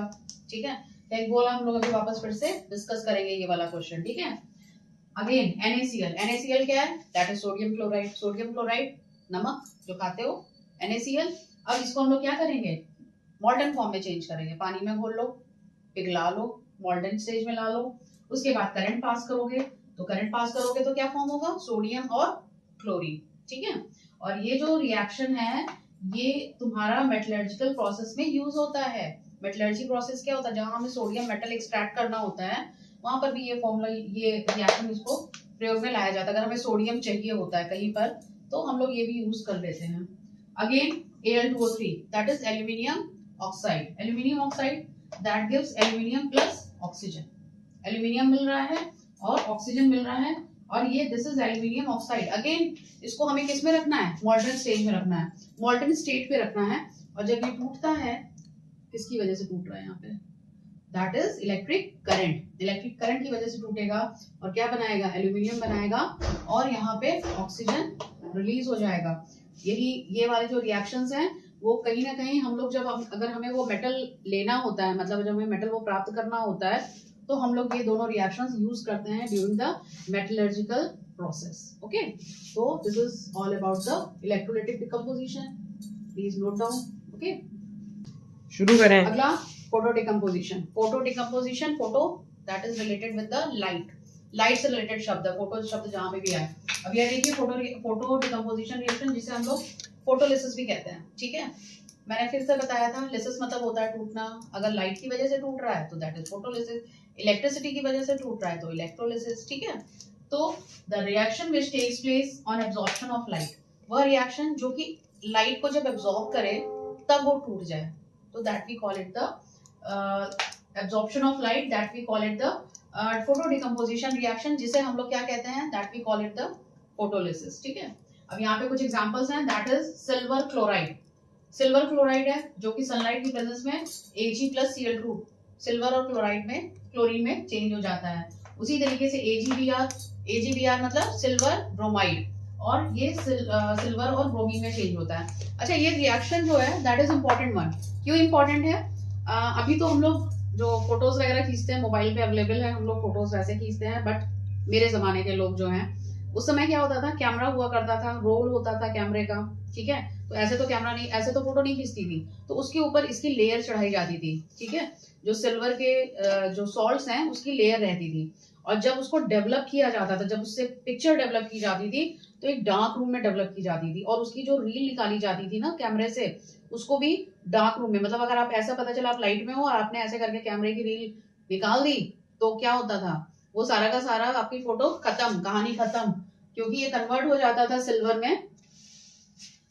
तो इसलिए जो है उस समय यही रिएक्शन होता था, सनलाइट की, जैसे ही सनलाइट उस पर पड़ी वो तुरंत वो सारी की सारी फोटोज खत्म। तो इसीलिए जब उसमें फिल्म का डेवलपमेंट होता था ना, तो वो डार्क रूम में कैप करा जाता था, अंधेरा रहता था उस कमरे में लाइट नहीं आती थी जब उस समय करते थे। अभी तो खैर टेक्नोलॉजी एडवांस हो गई है। Okay, next one that is hydrogen iodide. अब ये हाइड्रोजन आयोडाइड किसकी प्रेजेंस में टूट रहा है, that is of ultraviolet UV rays की प्रेजेंस में, और यूवी रेज जो है इसको तोड़ती हैं और क्या बनाती है, hydrogen and iodine. Again this one, that is important one, that is hydrogen peroxide. This is hydrogen peroxide. ये जब इसके ऊपर जब लाइट पड़ती है तो ये हो जाता है वाटर में और ऑक्सीजन में कन्वर्ट। अब पता है ये हाइड्रोजन पेरोक्साइड जो है वो जैसे ही उसके ऊपर लाइट पड़ती है, ठीक है, तो किस में कन्वर्ट हो जा रहा है, वाटर एंड ऑक्सीजन में। यही वजह है कि हाइड्रोजन पेरोक्साइड हमेशा कलर्ड बॉटल में मिलता है। आप मार्केट में जाओगे ना लेने के लिए अगर हाइड्रोजन पेरोक्साइड, तो आपको कलर्ड बॉटल में देगा। क्यों? Why the hydrogen peroxide kept in a coloured bottle? That is because कि सनलाइट पड़ने पे that decomposes into water and oxygen. Water और ऑक्सीजन में वो डिकम्पोज हो जाता है, टूट जाता है। That's why it is always kept in a coloured bottle. पता चला तुम तो लेकर आ रहे हो हाइड्रोजन पेरोक्साइड व्हाइट बॉटल में, घर पहुंचते पहुंचते पानी हो गया, ठीक है। तो इसलिए जो है इसको हाइड्रोजन पेरोक्साइड जो है वो हमेशा कलर्ड बॉटल में रखा जाता है, ठीक है। अब ये जो डिकम्पोजिशन रिएक्शन है ये हमारी बॉडी के अंदर भी होता है। आप क्या खाते हो, दाल चावल रोटी सब्जी जो भी खा रहे हो, तो क्या हो रहा है हमारी बॉडी में डिकम्पोज हो रहा है, ठीक है, टूट रहा है। तो that is a decomposition reaction, हमारी बॉडी के अंदर भी हो रहा है। इसके अलावा एक क्वेश्चन और है, जो डिकम्पोजिशन रिएक्शन होता है that is endothermic reaction. Endo exo याद है, अभी इससे पहले हम लोग पढ़े थे। एंडो मतलब अंदर, एक्सो मतलब बाहर। तो एंडोथर्मिक रिएक्शन है। Why is it endothermic reaction? That is because कि यहाँ पे जब भी अगर हमारा जो भी अभी हमने जितने डिकम्पोजिशन देखे उसमें क्या पड़ा, क्या चाहिए था, एनर्जी चाहिए थी ना, किसी भी फॉर्म में हो सकती है, हीट के फॉर्म में हो जाए, लाइट के फॉर्म में हो जाए, तो या फिर इलेक्ट्रिसिटी के फॉर्म में हो जाए, तो एनर्जी हमें एब्जॉर्ब कर रहा है ना, तो दैट इज एंडोथर्मिक। तो जितने भी आपके डिकम्पोजिशन रिएक्शन होंगे वो हमेशा एंडोथर्मिक रिएक्शन होते हैं। Why the decomposition reaction is an endothermic reaction? क्यों होता है? That is because कि जब भी कोई भी डिकम्पोजिशन होगा तो हमको बाहर से एनर्जी देनी पड़ेगी। किस फॉर्म में? हीट के फॉर्म में, लाइट के फॉर्म में, इलेक्ट्रिसिटी के फॉर्म में। तो जब आप एनर्जी दे रहे हो तो जाहिर सी बात है दैट बिकम्स एंडोथर्मिक। ओके, तो अब आप इसको नोट डाउन करिए और फिर टाइप्स ऑफ रिएक्शन हम लोग पढ़ रहे हैं। अगले लेक्चर में हम लोग वापस आगे कंटिन्यू करेंगे, ठीक है। Thank you. हेलो बच्चों, आइए अब हम लोग डिस्प्लेसमेंट रिएक्शन आज हम लोग पढ़ेंगे। डिस्प्लेसमेंट रिएक्शन, डिस्प्लेसमेंट शब्द ही बता रहा है कि डिस्प्लेस होना मतलब उसकी जगह से हट जाना, that we call it the displacement reaction. अब यहाँ पर देखिए those reactions in which a more active element displaces a less active element। इसमें क्या होता है, जो मोर एक्टिव एलिमेंट है वो लेस एक्टिव एलिमेंट को उसके स्थान से हटा देता है, उसकी जगह से हटा देता है। इसको एक एग्जांपल से समझते हैं। सपोज एक बच्चा है और वो कमजोर है, उससे स्ट्रॉन्ग वो जाके किसी पर्टिकुलर सीट पे बैठा, उससे ज्यादा स्ट्रॉन्ग बच्चा वहां पे आया, उसने उसको उस जगह से हटा दिया। तो चूंकि वो स्ट्रांग है तो जो कमजोर वाला बच्चा है वो चुपचाप हट जाएगा। तो ये क्या कर दिया, उसने डिस्प्लेस कर दिया, यानी मोर एक्टिव एलिमेंट ने लेस एक्टिव एलिमेंट को उसकी जगह से हटा दिया और खुद आके वहां पे बैठ गया। इसको कहते हैं डिस्प्लेसमेंट रिएक्शन, ठीक है। अब डिस्प्लेसमेंट रिएक्शन को समझने के लिए मतलब कौन किसको डिस्प्लेस करेगा, मतलब कौन स्ट्रांग है कौन वीक है, ये हमें कैसे पता चलेगा। तो उसके लिए एक है एक्टिविटी सीरीज ऑफ मेटल, या फिर जिसे हम लोग कहते हैं रिएक्टिविटी सीरीज ऑफ मेटल्स, ठीक है। तो ये क्या है, ये सिंपली एलिमेंट्स को अरेंज किया गया है इन अ वर्टिकल कॉलम। अब आप यहाँ पे देख रहे हो मैंने हॉरिजॉन्टल में लिखा है, मेरे पास स्पेस नहीं थी तो मैंने वो हॉरिजॉन्टल में लिखा है, बट होता वर्टिकल कॉलम है, ठीक है। The arrangement of metals in a vertical column, metals का अरेंजमेंट वर्टिकल कॉलम में in order of their decreasing reactivity, इनकी डिक्रीजिंग रिएक्टिविटी के बेसिस पे नीचे जैसे जैसे जाते जाएंगे ना वैसे वैसे रिएक्टिविटी घटती जाती है, from top to bottom, top से बॉटम पे, is called the reactivity series और activity series of metals. Okay, तो यहाँ हमने क्या किया, वर्टिकल कॉलम में अरेंज किया। टॉप पे कौन सा रहेगा, जो सबसे ज्यादा एक्टिव होगा, और बॉटम में कौन सा रहेगा, जो सबसे कम होगा, ठीक है। तो यहाँ पे सबसे टॉप पर कौन है, पोटेशियम, ठीक है। पोटेशियम सबसे ज्यादा एक्टिव एलिमेंट है।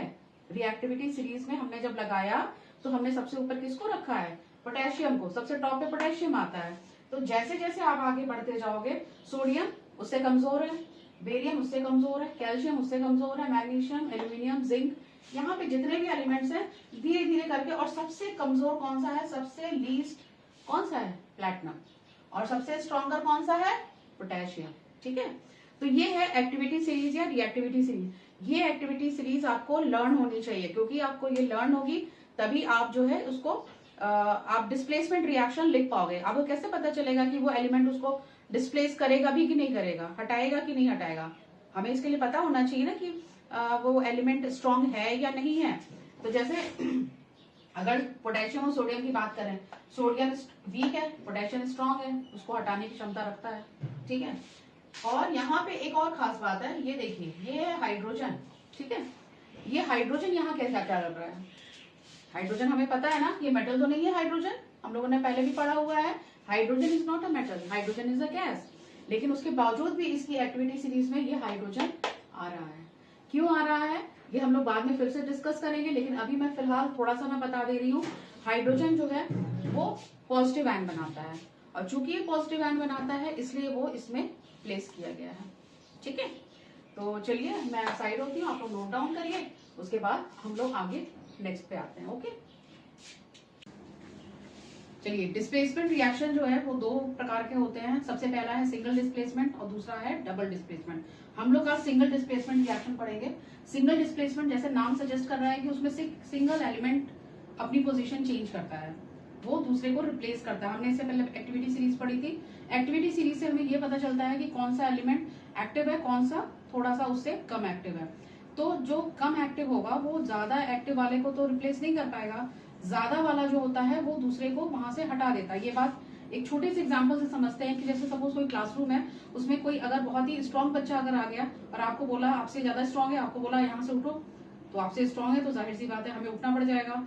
तो यही चीज एलिमेंट के केस में भी होती है। अगर स्ट्रांग एलिमेंट आ गया, एक्टिव एलिमेंट आ गया, तो क्या करेगा, जो कम एक्टिव एलिमेंट है उसको उसकी जगह से हटा देता है और खुद वहां जाके प्लेस हो जाता है। तो यहाँ पे एक एलिमेंट डिस्प्लेस हो रहा है, तो in this reaction only one element has been displaced. एक एलिमेंट डिस्प्लेस होता है बाय अनदर एलिमेंट, दूसरे एलिमेंट के द्वारा, फ्रॉम इट्स कंपाउंड, उसके कंपाउंड से, ठीक है। चलिए इसको एग्जांपल से समझते हैं। Fe plus CuSO4 gives FeSO4 plus Cu। अब यहाँ पे क्या है, कॉपर जो है वो वीक है, आयरन स्ट्रांग है। तो आयरन क्या करेगा, कॉपर को उसकी जगह से हटा देगा और खुद वहां प्लेस हो जाएगा और ये बन जाएगा FeSO4 plus Cu। हमने एक बकेट लिया या बीकर, उसके अंदर हमने क्या डाला, that is CuSO4, copper sulphate. Copper sulphate का कलर मैं पहले भी बता चुकी हूँ, ब्लू कलर का होता है। उसमें आप एक आयरन नील डाल दो, कील जो होती है वो आप उसमें डाल दो। जैसे ही आप उसको डालोगे तो उसका क्या होगा, कलर बदल जाएगा और क्या हो जाएगा, that is green in colour, because of the formation of FeSO4। FeSO4 की फॉर्मेशन की वजह से।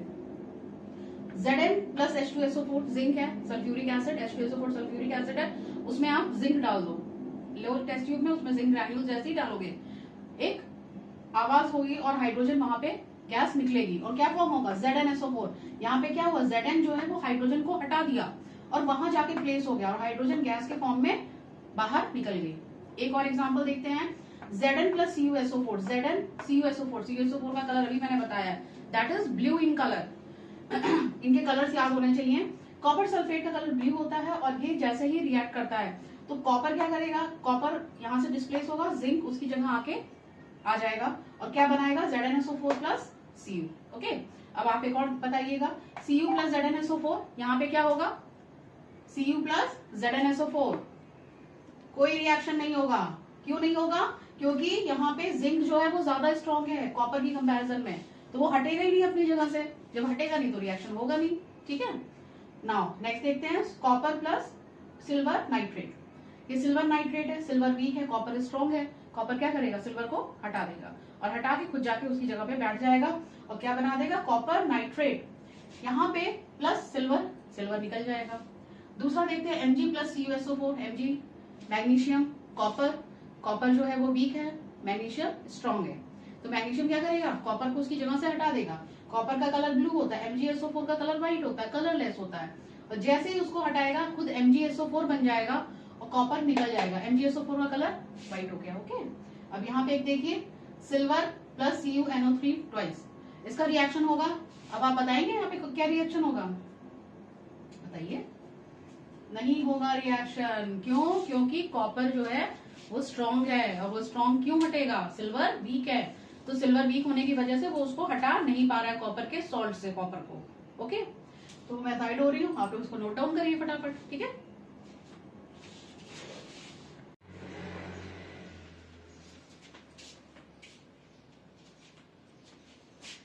चलिए आगे और एग्जांपल्स देखते हैं। That is lead Pb plus copper chloride that is CuCl2।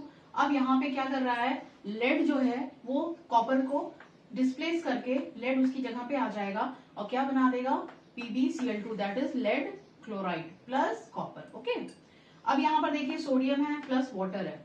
Sodium जब वाटर से रिएक्ट करेगा तो सोडियम क्या करेगा, वाटर का हाइड्रोजन जो है उसको हटा देगा, हाइड्रोजन को हटाएगा, उसकी जगह पे वो खुद आ जाएगा और बना देगा sodium hydroxide plus hydrogen gas. Okay, एक देखते हैं Fe2O3 प्लस एल्यूमिनियम।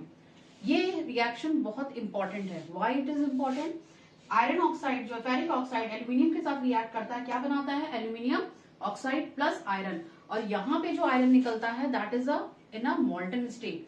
ये जो रिएक्शन है ये हाईली एक्सोथर्मिक रिएक्शन है। एक्सोथर्मिक रिएक्शन होने की वजह से क्या है, बहुत ज्यादा मात्रा में हीट लिबरेट होती है, और बहुत ज्यादा मात्रा में हीट लिबरेट होने से क्या है कि ये यहाँ पे जो आयरन निकलता है वो मोल्टन फॉर्म में निकलता है। ठीक है, और ये तो रिएक्शन किस लिए यूज किया जा रहा है, इसको वेल्डिंग पर्पस के लिए। वेल्डिंग किसे कहते हैं, जो लोहे को जोड़ा जाता है ना, दैट इज वेल्डिंग, और इसीलिए इसका नाम एल्यूमिनोथर्मी, एल्यूमिनियम है ना तो एल्यूमिनोथर्मी या फिर थर्माइट रिएक्शन के नाम से जाना जाता है। ओके, तो ये जो है, अभी तो हमने मेटल्स की बात करी, what about non metals. Non metals का क्या है, तो नॉन मेटल्स के लिए है यहाँ पे उसको भी डिक्रीजिंग ऑर्डर में अरेंज किया गया है, fluorine, chlorine, bromine and iodine. Fluorine सबसे स्ट्रॉन्ग है, मतलब एक्टिव है, chlorine, after that bromine, after that iodine. अब यहाँ पर देखते हैं क्लोरीन, जब हम पोटेशियम ब्रोमाइड KBr से रिएक्ट करता है तो क्लोरीन जो है स्ट्रॉन्ग है, पोटेशियम को हटा देगा और आई एम सॉरी क्लोरीन जो है वो स्ट्रॉन्ग है और वो यहाँ पे क्या करेगा, ये ब्रोमीन को हटा देगा, और ब्रोमीन को हटा के क्या बन जाएगा, KCl, पोटेशियम क्लोराइड और प्लस ब्रोमीन, और ये जो ब्रोमीन है that is brown fume, brown colour की फ्यूम होती है। ठीक है, ये रिलीज होती है। अब यहाँ पे क्लोरीन है, पोटेशियम आयोडाइड है, क्लोरीन क्या करेगा, आयोडीन को हटा देगा, क्लोरीन स्ट्रॉन्ग है, आयोडीन वीक है, तो आयोडीन को उसकी जगह से हटा देगा और क्या बना देगा, KCl प्लस I2, और ये जो आयोडीन की जो फ्यूम्स होती हैं that is violet in colour, ये वॉयलेट कलर की होती है।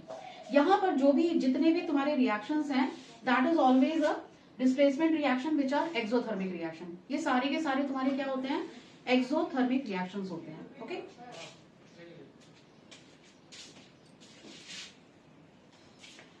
अभी हमने पढ़ा था डिस्प्लेसमेंट रिएक्शन दो प्रकार के होते हैं, राइट। अभी हमने क्या पढ़ा है, सिंगल डिस्प्लेसमेंट रिएक्शन। अब हम लोग पढ़ेंगे डबल डिस्प्लेसमेंट। डबल डिस्प्लेसमेंट में क्या होता है कि दो एलिमेंट्स जो होते हैं वो आपस में अपनी जगह एक्सचेंज करते हैं। ठीक है, सिंगल में क्या था, एक ही अपनी जगह बदल रहा है, लेकिन डबल में क्या हो रहा है, दोनों लोग आपस में अपनी जगह बदल रहे हैं, म्यूचुअल अंडरस्टैंडिंग हो रही है कि ठीक है तुम मेरी जगह आ जाओ, मैं तुम्हारी जगह चला जाता हूँ। ठीक है, तो इस प्रकार का जो डिस्प्लेसमेंट होता है उसको क्या कहते हैं, डबल डिस्प्लेसमेंट रिएक्शन। ठीक है, तो यहाँ पे देखो, those reactions in which two different atoms और ग्रुप ऑफ एटम, वो रिएक्शंस जिसमें टू डिफरेंट एटम्स या group of atoms are exchange, मतलब वो अपना जगह एक्सचेंज कर लिए, that we call it the double displacement reaction. Okay, तो ये डबल डिस्प्लेसमेंट रिएक्शन में यहाँ पे कुछ एग्जांपल्स हैं, that is BaCl2 that is barium chloride reacts with sodium sulphate, और रिएक्शन करने के बाद यहाँ पे देखो बेरियम क्या करेगा, सोडियम की जगह आ जाएगा, सोडियम बेरियम की जगह चला जाएगा। ओके,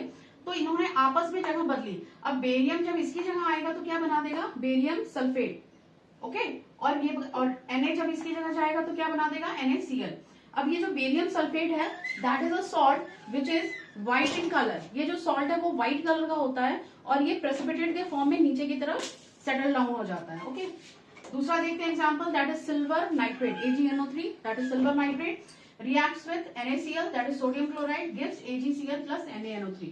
AgCl और NaNO3 यहाँ पे बन रहा है, यहाँ पे किन्होंने अपनी जगह एक्सचेंज करी, Ag ने यानी सिल्वर ने सोडियम की जगह आ गया, सोडियम सिल्वर की जगह चला गया, और जैसे ही यहाँ पे तुम्हारा जो सिल्वर है वो सोडियम की जगह आएगा तो यहाँ क्या बन जाएगा, AgCl plus NaNO3। AgCl again that is a white precipitate, और प्रेसिपिटेट जैसा मैंने बताया था जो नीचे की तरफ सेटल डाउन हो जाए। जब रिएक्शन होता है ना तो जो हम लोग बीकर या टेस्ट ट्यूब जिसमें रिएक्शन करा रहे हैं उसमें नीचे की तरफ जो एक प्रेसिपिटेट बैठ जाता है, तो that we call it the that is white in colour. ठीक है, जैसे आप सैंड मिट्टी अगर आपने पानी में घोला कुछ देर आप उसको ऐसे ही रख दो तो नीचे की तरफ मिट्टी बैठ जाती है ना, प्रेसिपिटेट नीचे बैठ गया जो चीज वो कहलाता है दैट इज प्रेसिपिटेट। तो AgCl जो है वो नीचे की तरफ आपके बीकर में बैठ जाएगा, that is white in colour. Again FeS FeS reacts with dilute H2SO4. FeS जो है यहाँ पे क्या करेगा, आयरन जो है वो H2 की जगह चला जाएगा, हाइड्रोजन जो है आयरन की जगह पे आ जाएगा। आयरन की जगह पे जैसे ही हाइड्रोजन पहुंचेगा क्या बना देगा, that is H2S। H2S gas होती है, वो निकल जाएगी, ठीक है। और क्या बनेगा, FeSO4, that is ferrous sulphate. Okay, अगला देखते हैं CuSO4 plus NH4OH। Copper sulphate है, ये अमोनियम हाइड्रोक्साइड है। यहाँ पे कॉपर जो है वो अमोनियम की जगह आ जाएगा, अमोनियम जो है वो कॉपर की जगह चला जाएगा। और जैसे ही तुम्हारा कॉपर अमोनियम की जगह पे आएगा, that will form copper hydroxide. और ये जो कॉपर हाइड्रोक्साइड है और दूसरा क्या बनेगा, अमोनियम सल्फेट बनेगा। और ये कॉपर हाइड्रोक्साइड जो होता है that is blue in colour, right. Copper sulphate is blue in colour, copper hydroxide is blue in colour. Okay, now next one that is AlCl3, aluminium chloride. Aluminium chloride जो है वो ammonium hydroxide से react करता है और aluminium और ammonium आपस में अपनी जगह एक्सचेंज करेंगे। एल्यूमिनियम यहाँ पहुंचा, क्या बना देगा, एल्यूमिनियम हाइड्रोक्साइड। और NH4Cl, NH4 यहाँ पहुंचेगा, एल्यूमिनियम को हटाएगा और क्या बना देगा, NH4Cl, that is ammonium chloride. और यहाँ पे aluminium hydroxide, that is white in colour. अब यहाँ पर देखते हैं, that is copper sulphate. Copper sulphate का कलर क्या बताया था, ब्लू। ओके, आई होप अब तक याद हो गया होगा। कॉपर सल्फेट का कलर ब्लू कलर का होता है। H2S, that is hydrogen sulphide, give CuS copper sulphate plus H2SO4, that is sulphuric acid. Sulphuric acid form होगा। ओके, तो अब आप लोग इसको नोट डाउन करिए, फिर हम लोग आगे कंटिन्यू करेंगे नेक्स्ट लेक्चर में। हेलो बच्चों, आइए आज हम लोग न्यूट्रलाइजेशन रिएक्शन पढ़ेंगे, ठीक है। इससे पहले हम लोगों ने बाकी रिएक्शंस पढ़े थे, अब अगला है neutralisation reaction.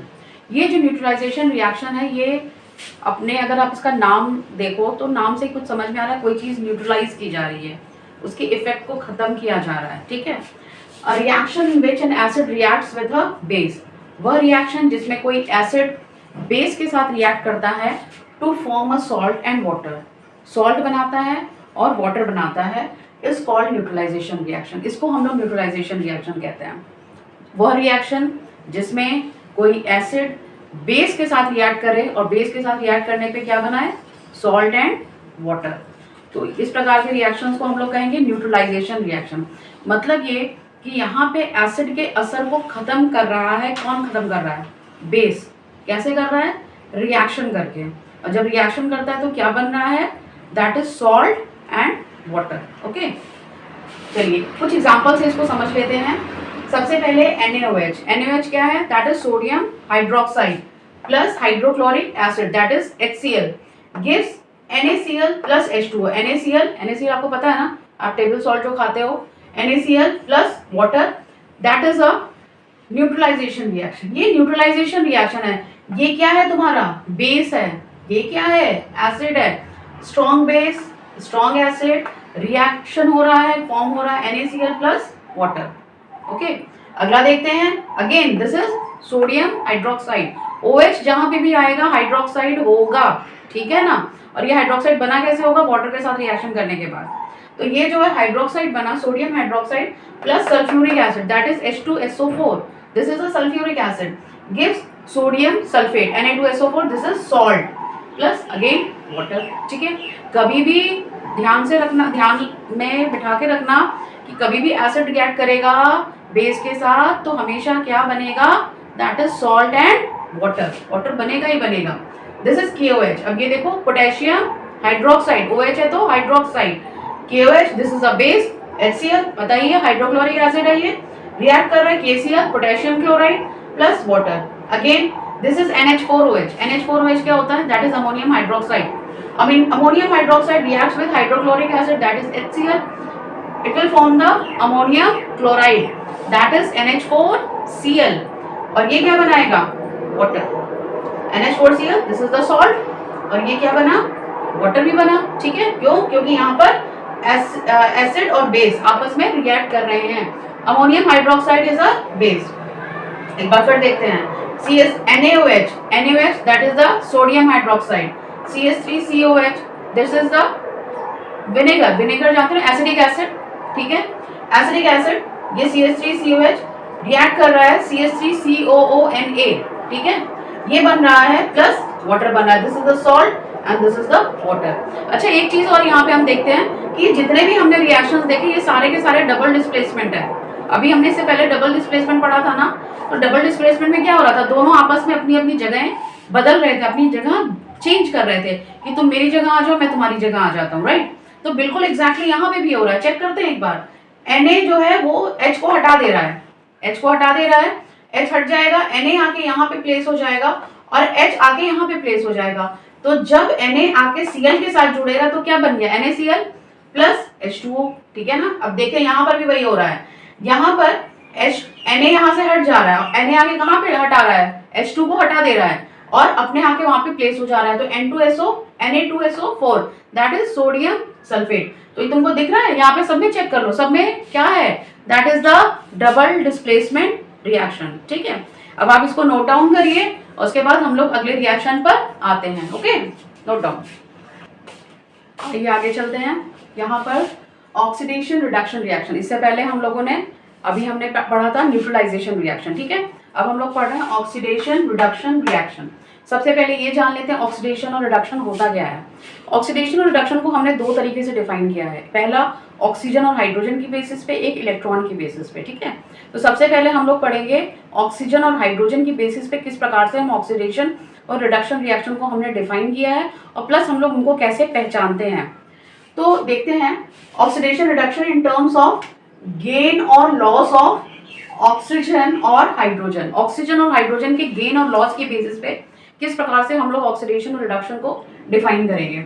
Oxidation is defined as a process, oxidation वह रिएक्शन है जिसमें या तो गेन ऑफ ऑक्सीजन होगा या लॉस ऑफ हाइड्रोजन होगा, यानी गेन ऑफ ऑक्सीजन हुआ या फिर लॉस ऑफ हाइड्रोजन होगा। उसी तरीके से रिडक्शन जो होता है वह प्रोसेस है जिसमें कि या तो गेन ऑफ हाइड्रोजन होगा या तो लॉस ऑफ ऑक्सीजन होगा। ये डेफिनेशन किस बेसिस पर है, that is on the basis of oxidation and reduction. किस बेसिस पर हमने किया, ऑक्सीजन और हाइड्रोजन की बेसिस पे हमने किया, ठीक है। एक एग्जांपल से समझते हैं, ये देखो CuO कॉपर ऑक्साइड है, reacts with hydrogen gives Cu plus H2। यहाँ पर कॉपर ऑक्साइड है, कॉपर ऑक्साइड, इसके साथ देखो ऑक्सीजन अटैच्ड है, ठीक है, लेकिन जब वो रिएक्शन किया तो यहाँ का कॉपर हट गया, सॉरी ऑक्सीजन हट गया, राइट। तो ऑक्सीजन हट गया यानी कि लॉस ऑफ ऑक्सीजन हुआ ना, यहाँ पे कॉपर ऑक्साइड था, क्या हो गया, कॉपर बन गया ना, यानी कि ऑक्सीजन इसका चला गया, लॉस हो गया। किसका लॉस हुआ है, ऑक्सीजन का लॉस हुआ है, ऑक्सीजन का लॉस हुआ है। तो इसका मतलब यहाँ पे क्या हो गया है, ये हो गया है दैट इज रिडक्शन, ओके।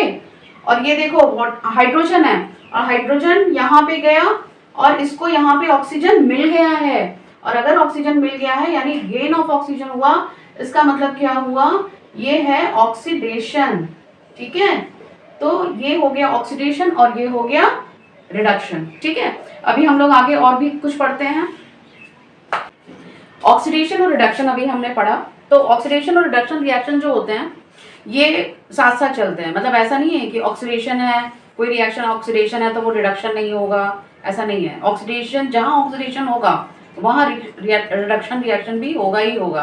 अभी जैसे हम लोग ने रिएक्शन पढ़ा था तो उसमें क्या था, डबल डिस्प्लेसमेंट है, डिस्प्लेसमेंट है, तो एक ही चल रहा था। लेकिन यहाँ पे क्या है, ऑक्सीडेशन और रिडक्शन रिएक्शन दोनों साथ साथ चलते हैं। ऐसा नहीं हो सकता कि ऑक्सीडेशन हो और रिडक्शन ना हो, ये पॉसिबल नहीं है, ठीक है। तो इसी वजह से ये इन रिएक्शन जो ऑक्सीडेशन रिडक्शन रिएक्शन है, इसको दोनों को मिला के हम लोग क्या कहते हैं, that we call it the redox reaction. Redox RED reduction से आया है, OX ऑक्सीडेशन से आया, तो दोनों मिला के रिडॉक्स रिएक्शन बोलते हैं। क्यों बोलते हैं, क्योंकि कोई भी रिएक्शन ऑक्सीडेशन हो या रिडक्शन हो कभी अलोन नहीं होता है, that is side by side, always go side by side, एक साथ चलते हैं। अगर रिडक्शन हो रहा है तो ऑक्सीडेशन भी होगा, ऑक्सीडेशन हो रहा है तो रिडक्शन भी होगा ही होगा, ओके। अब चलिए अगला टर्म पढ़ते हैं, that is the oxidising agent. Agent मतलब होता है जो काम करा रहा हो, ठीक है।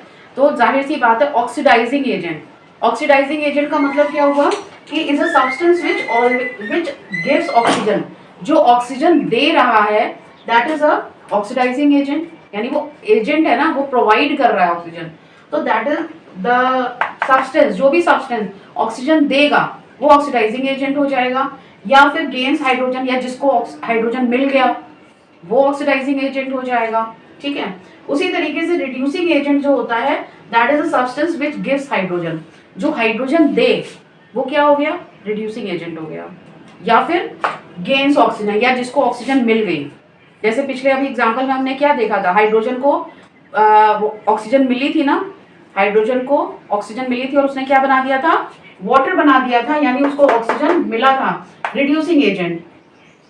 तो यहाँ पे ऑक्सीडाइजिंग एजेंट की डेफिनेशन है सब्सटेंस विच अंडरगोज रिडक्शन, यानी कि हम ये कह सकते हैं कि जिसका भी रिडक्शन हो रहा होगा, कोई भी सब्सटेंस जिसका रिडक्शन हो रहा होगा वो क्या कहलाएगा, ऑक्सीडाइजिंग एजेंट। जिसका रिडक्शन हो रहा होगा, जो भी सब्सटेंस है जिसका रिडक्शन हो रहा होगा उसको वो कहलाएगा oxidising agent. And a substance which undergoes oxidation, और वह सब्सटेंस जो ऑक्सीडेशन जिसका हो रहा है that acts as an reducing agent, तो वो क्या कहलाएगा, रिड्यूसिंग एजेंट। जिस सब्सटेंस का ऑक्सीडेशन हो रहा है वह सब्सटेंस क्या कहलाएगा, that we call it reducing agent. अभी हम लोग आगे एग्जाम्पल से इन सब चीजों को वापस फिर से पढ़ेंगे, तब मुझे लगता है शायद आपको ज्यादा क्लियर हो पाएगा, बट अभी आप लोग इसको नोट डाउन कर लीजिए। Okay, thank you. आइए अब हम लोग कुछ एग्जाम्पल से समझते हैं। यहाँ पर ये क्या है, zinc oxide ZnO plus C carbon, और यहाँ पे बन क्या रहा है Zn plus CO, that is carbon monoxide और जिंक। अब जिंक ऑक्साइड देखो, जिंक ऑक्साइड यानी ZnO, और यहाँ पर ZnO क्या बन गया, जिंक बन गया, यानी ये ऑक्सीजन इसमें से निकल गया ना, लॉस ऑफ ऑक्सीजन हुआ। तो ये जब लॉस ऑफ ऑक्सीजन हुआ तो इसको हम लोग क्या कहते थे, रिडक्शन। लॉस ऑफ ऑक्सीजन हुआ तो रिडक्शन हुआ, और क्या हुआ, तो ये ZnO क्या बन गया, ऑक्सीडाइजिंग एजेंट। उसी तरीके से C है, कार्बन है, कार्बन भी ये देखो क्या बन गया, carbon monoxide that is CO, O इसमें जुड़ गया। यहाँ पे गेन ऑफ ऑक्सीजन हुआ है, और गेन ऑफ ऑक्सीजन किसे कहते हैं, ऑक्सीडेशन कहते हैं, और ये क्या है, रिड्यूसिंग एजेंट। ठीक है, अभी हमने बताया था ना रिड्यूसिंग एजेंट वह है जिसको ऑक्सीजन मिला है, देखो गेन ऑफ ऑक्सीजन हो रहा है, तो यहाँ पे ये क्या बन गया, रिड्यूसिंग एजेंट बन गया, और ये क्या बन गया, ऑक्सीडाइजिंग एजेंट, यानी ये ऑक्सीजन यहाँ से तुम्हारा लॉस हो गया है। एक और एग्जांपल देखते हैं, दिस इज Fe2O3 और एल्यूमिनियम, ये आपस में रिएक्ट कर रहे हैं। रिएक्ट करने के बाद अब ये देखो Fe2O3 किसमें चेंज हो गया, Fe में चेंज हो गया ना, यानी इसका ऑक्सीजन हट गया, निकल गया, लॉस ऑफ ऑक्सीजन। और लॉस ऑफ ऑक्सीजन होने का मतलब है क्या हो गया, रिडक्शन, रिड्यूस हो गया। ठीक है, ऑक्सीजन निकल गया है, रिडक्शन हो गया है, इसका मतलब ये क्या हो गया, ऑक्सीडाइजिंग एजेंट हो गया। ठीक है, क्योंकि इसने ऑक्सीजन निकाल दिया, इसमें से ऑक्सीजन निकल गया, और इसने ऑक्सीजन दिया किसको, एल्यूमिनियम ऑक्साइड, Al जो है किसमें चेंज हो गया, Al2O3 that is aluminium oxide. और ये जो एल्यूमिनियम ऑक्साइड है यानी कि यहाँ पे गेन ऑफ ऑक्सीजन हुआ है, और अगर गेन ऑफ ऑक्सीजन हुआ है तो इसका मतलब क्या हो गया, ऑक्सीडेशन हुआ। Gain of oxygen that is oxidation, loss of oxygen that is reduction. अब यहाँ पे चूंकि इसमें से ऑक्सीजन जुड़ रहा है ना, तो ये क्या कहलाएगा, रिड्यूसिंग एजेंट। रिड्यूसिंग एजेंट कहलाएगा, जिसका ऑक्सीडेशन होता है वो रिड्यूसिंग एजेंट होता है, और जिसका रिडक्शन होता है वो ऑक्सीडाइजिंग एजेंट होता है। ठीक है, तो ये याद रखना। अब ये तो ऑक्सीजन की बात हो गई, अब अगर हाइड्रोजन होगा तो हाइड्रोजन की भी तो डेफिनेशन हमने पढ़ी थी। तो यहाँ पे देखते हैं H2S, ठीक है, हाइड्रोजन सल्फाइड। अब ये H2S किसमें चेंज हो रहा है, सल्फर में, यानी जो हाइड्रोजन था वो निकल गया ना, लॉस हो गया हाइड्रोजन का। अगर हाइड्रोजन का लॉस होता है तो हमने क्या पढ़ा था, लॉस ऑफ हाइड्रोजन मतलब ऑक्सीडेशन। हाइड्रोजन का लॉस हुआ है, और हाइड्रोजन का लॉस होने का मतलब है क्या होना, दैट इज द ऑक्सीडेशन। और उसी तरीके से क्लोरीन है, क्लोरीन को देखो हाइड्रोजन मिल गया है, क्लोरीन था ना, यहाँ आके क्या बन गया, HCl बन गया, यानी उसको तो हाइड्रोजन मिल गया है ना। अगर इसको हाइड्रोजन मिल गया तो इसका क्या हो गया, रिडक्शन हो गया, और ये क्या बन गया, ऑक्सीडाइजिंग एजेंट। अभी मैंने बोला जिसका रिडक्शन होगा वो ऑक्सीडाइजिंग एजेंट होगा, और जिसका यहाँ पे ऑक्सीडेशन होगा वो रिड्यूसिंग एजेंट होगा। ठीक है, एक और एग्जांपल देखते हैं, H2S प्लस SO2, H2S और SO2 रिएक्शन किए और क्या बना है, सल्फर और H2O। ओके, अब ये देखो H2S है ना, तो H2S में से क्या हो रहा है, वो किस में कन्वर्ट हो रहा है, सल्फर में ना, और यहाँ से हाइड्रोजन निकल रहा है, और अगर हाइड्रोजन निकल रहा है लॉस ऑफ हाइड्रोजन हो रहा है, क्या बताया था, ऑक्सीडेशन, ऑक्सीडेशन हो रहा है, लॉस ऑफ हाइड्रोजन, और खुद क्या बन गया, reducing agent. Loss of hydrogen हुआ और खुद क्या बन गया, रिड्यूसिंग एजेंट बन गया। अब यहाँ पे देखो SO2 है, ठीक है, SO2 में से ऑक्सीजन निकल रहा है, that is loss of oxygen, और लॉस ऑफ ऑक्सीजन हो रहा है मतलब रिडक्शन, हमने पढ़ा था लॉस ऑफ ऑक्सीजन मतलब रिडक्शन, और खुद क्या है, ऑक्सीडाइजिंग एजेंट है, यानी वो ऑक्सीजन प्रोवाइड कर रहा है। देने वाला कौन है, यही तो दे रहा है, इसके पास, जिसके पास होगा वही तो देगा। तो सल्फर के पास ऑक्सीजन है तो वो दे रहा है, ऑक्सीजन दे रहा है, दैट इज ऑक्सीडाइजिंग एजेंट, ठीक है। तो ये किसमें कन्वर्ट हो जा रहा है, सल्फर में, ऑक्सीजन दे रहा है। तो इस प्रकार से ये देख रहे हो हर रिएक्शन में क्या हुआ है, हर रिएक्शन में ऑक्सीडेशन और रिडक्शन रिएक्शन दोनों साथ साथ चले हैं। ऐसा कभी नहीं होता कि रिडक्शन रिएक्शन हो रहा है ऑक्सीडेशन नहीं हो रहा है, ऑक्सीडेशन हो रहा है रिडक्शन नहीं हो रहा है, ऐसा नहीं है, ठीक है। जब वो ऑक्सीजन देगा तो उसको लेने वाला भी तो कोई चाहिए, कोई लेगा भी तो इसीलिए ऑक्सीडेशन और रिडक्शन साथ साथ चलते हैं, और इन दोनों को मिला के हम लोग क्या बोलते हैं, that we call it the redox reaction. Okay, जब भी आप एग्जाम्पल में लिखोगे ना, जब वहाँ पे एग्जाम आपको क्वेश्चन आएंगे कि रिड्यूसिंग एजेंट ऑक्सीडाइजिंग एजेंट क्या है, या किस तरीके किसका ऑक्सीडेशन और किसका रिडक्शन हो रहा है, तो हमेशा ऐसे एरो करके रिप्रेजेंट करोगे, ठीक है, ऐसे ही बताओगे कि ऑक्सीडाइजिंग एजेंट ये है, रिड्यूसिंग एजेंट ये है, हमेशा एरो से ऐसे करके शो किया जाता है कि इसका रिडक्शन हो रहा है, इसका ऑक्सीडेशन हो रहा है। ओके, चलिए आप लोग इसको नोट डाउन कर लीजिए, फिर आगे देखते हैं। ऑक्सीडेशन और रिडक्शन, अभी हमने देखा था कि ऑक्सीडेशन और रिडक्शन हमने किस बेसिस पे पढ़ा, ऑक्सीजन और हाइड्रोजन की बेसिस पे। अब हम लोग किस बेसिस पे पढ़ेंगे, इलेक्ट्रॉन की बेसिस पे, ठीक है, इलेक्ट्रॉनिक कॉन्सेप्ट जिसे कहते हैं कि चलो ठीक है हाइड्रोजन और ऑक्सीजन था तो हमें समझ में आ गया कि हमने ऑक्सीडेशन को डिफाइन कर दिया, रिडक्शन को डिफाइन कर दिया, लेकिन और भी तो रिएक्शंस हैं जिसमें जिसमें ऑक्सीजन ना हो, हाइड्रोजन ना हो, तो इसका मतलब क्या उसमें ऑक्सीडेशन रिडक्शन नहीं हो रहा है, नहीं, उसमें भी हो रहा है, लेकिन उसमें उसको हमने कैसे डिफाइन किया, on the basis of electron, electron की बेसिस पे डिफाइन किया, ठीक है। तो स्टार्ट करते हैं, सबसे पहले ऑक्सीडेशन देखते हैं। ऑक्सीडेशन क्या है, अभी हमने उसमें क्या पढ़ा था, oxidation that is the gain of oxygen is defined as a process which involves loss of electron. Loss of electron जिसमें हो, जो इलेक्ट्रॉन लॉस करे, जो इलेक्ट्रॉन निकाल दे, उसको हम लोग क्या कहेंगे, ऑक्सीडेशन, उसका यानी ऑक्सीडेशन हो रहा है, ठीक है, लॉस ऑफ इलेक्ट्रॉन यानी कि वो लॉस ऑफ इलेक्ट्रॉन होगा, जाहिर सी बात है वो पॉजिटिव आयन बनाएगा, ठीक है ना। उसी तरीके से रिडक्शन, रिडक्शन किस प्रकार से डिफाइन कर रहा है, that is gain of electron, electron उसको कहीं से मिल जाए, यानी माइनस चार्ज उस पे आ जाए, तो that will be the reduction, उसका रिडक्शन हो रहा है, ठीक है। तो ऑक्सीडेशन किसको कह रहे हैं, ऑक्सीडेशन जो है यानी कि that is the loss of electron, और रिडक्शन क्या है, गेन ऑफ इलेक्ट्रॉन। तो ये हमने इलेक्ट्रॉन की बेसिस पे हम डिफाइन कर रहे हैं कि ऑक्सीडेशन और रिडक्शन रिएक्शन क्या होता है। अब हमने लास्ट टाइम ऑक्सीडाइजिंग एजेंट और रिड्यूसिंग एजेंट भी पढ़ा था, तो इसको भी देख लेते हैं। रिड्यूसिंग एजेंट क्या है, विच लूजेज इलेक्ट्रॉन, जो इलेक्ट्रॉन लूज कर रहा है, जो इलेक्ट्रॉन निकाल रहा है, दैट विल, यानी कि वो ऑक्सीडाइज हो रहा है, अगर वो ऑक्सीडाइज हो रहा है यानी वो रिड्यूसिंग एजेंट हो गया। ये बात तो हमने पिछली बार भी बोली थी, जो भी ऑक्सीडाइज होगा उसको रिड्यूसिंग एजेंट बोलेंगे, जो रिड्यूस हो रहा है उसको ऑक्सीडाइजिंग एजेंट बोलेंगे।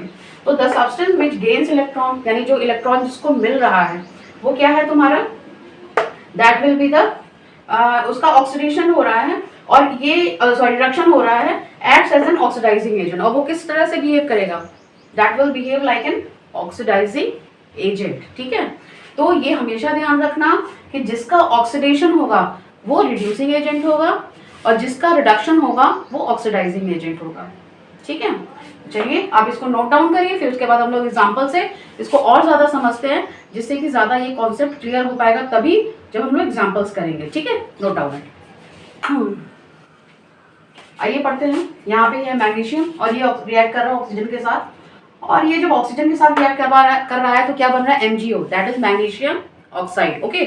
अब ये जो मैग्नीशियम ऑक्साइड है Mg2+ होता है, ठीक है, और O2-, इसके आयंस की फॉर्म में चेक करेंगे तो Mg2+ और O2-।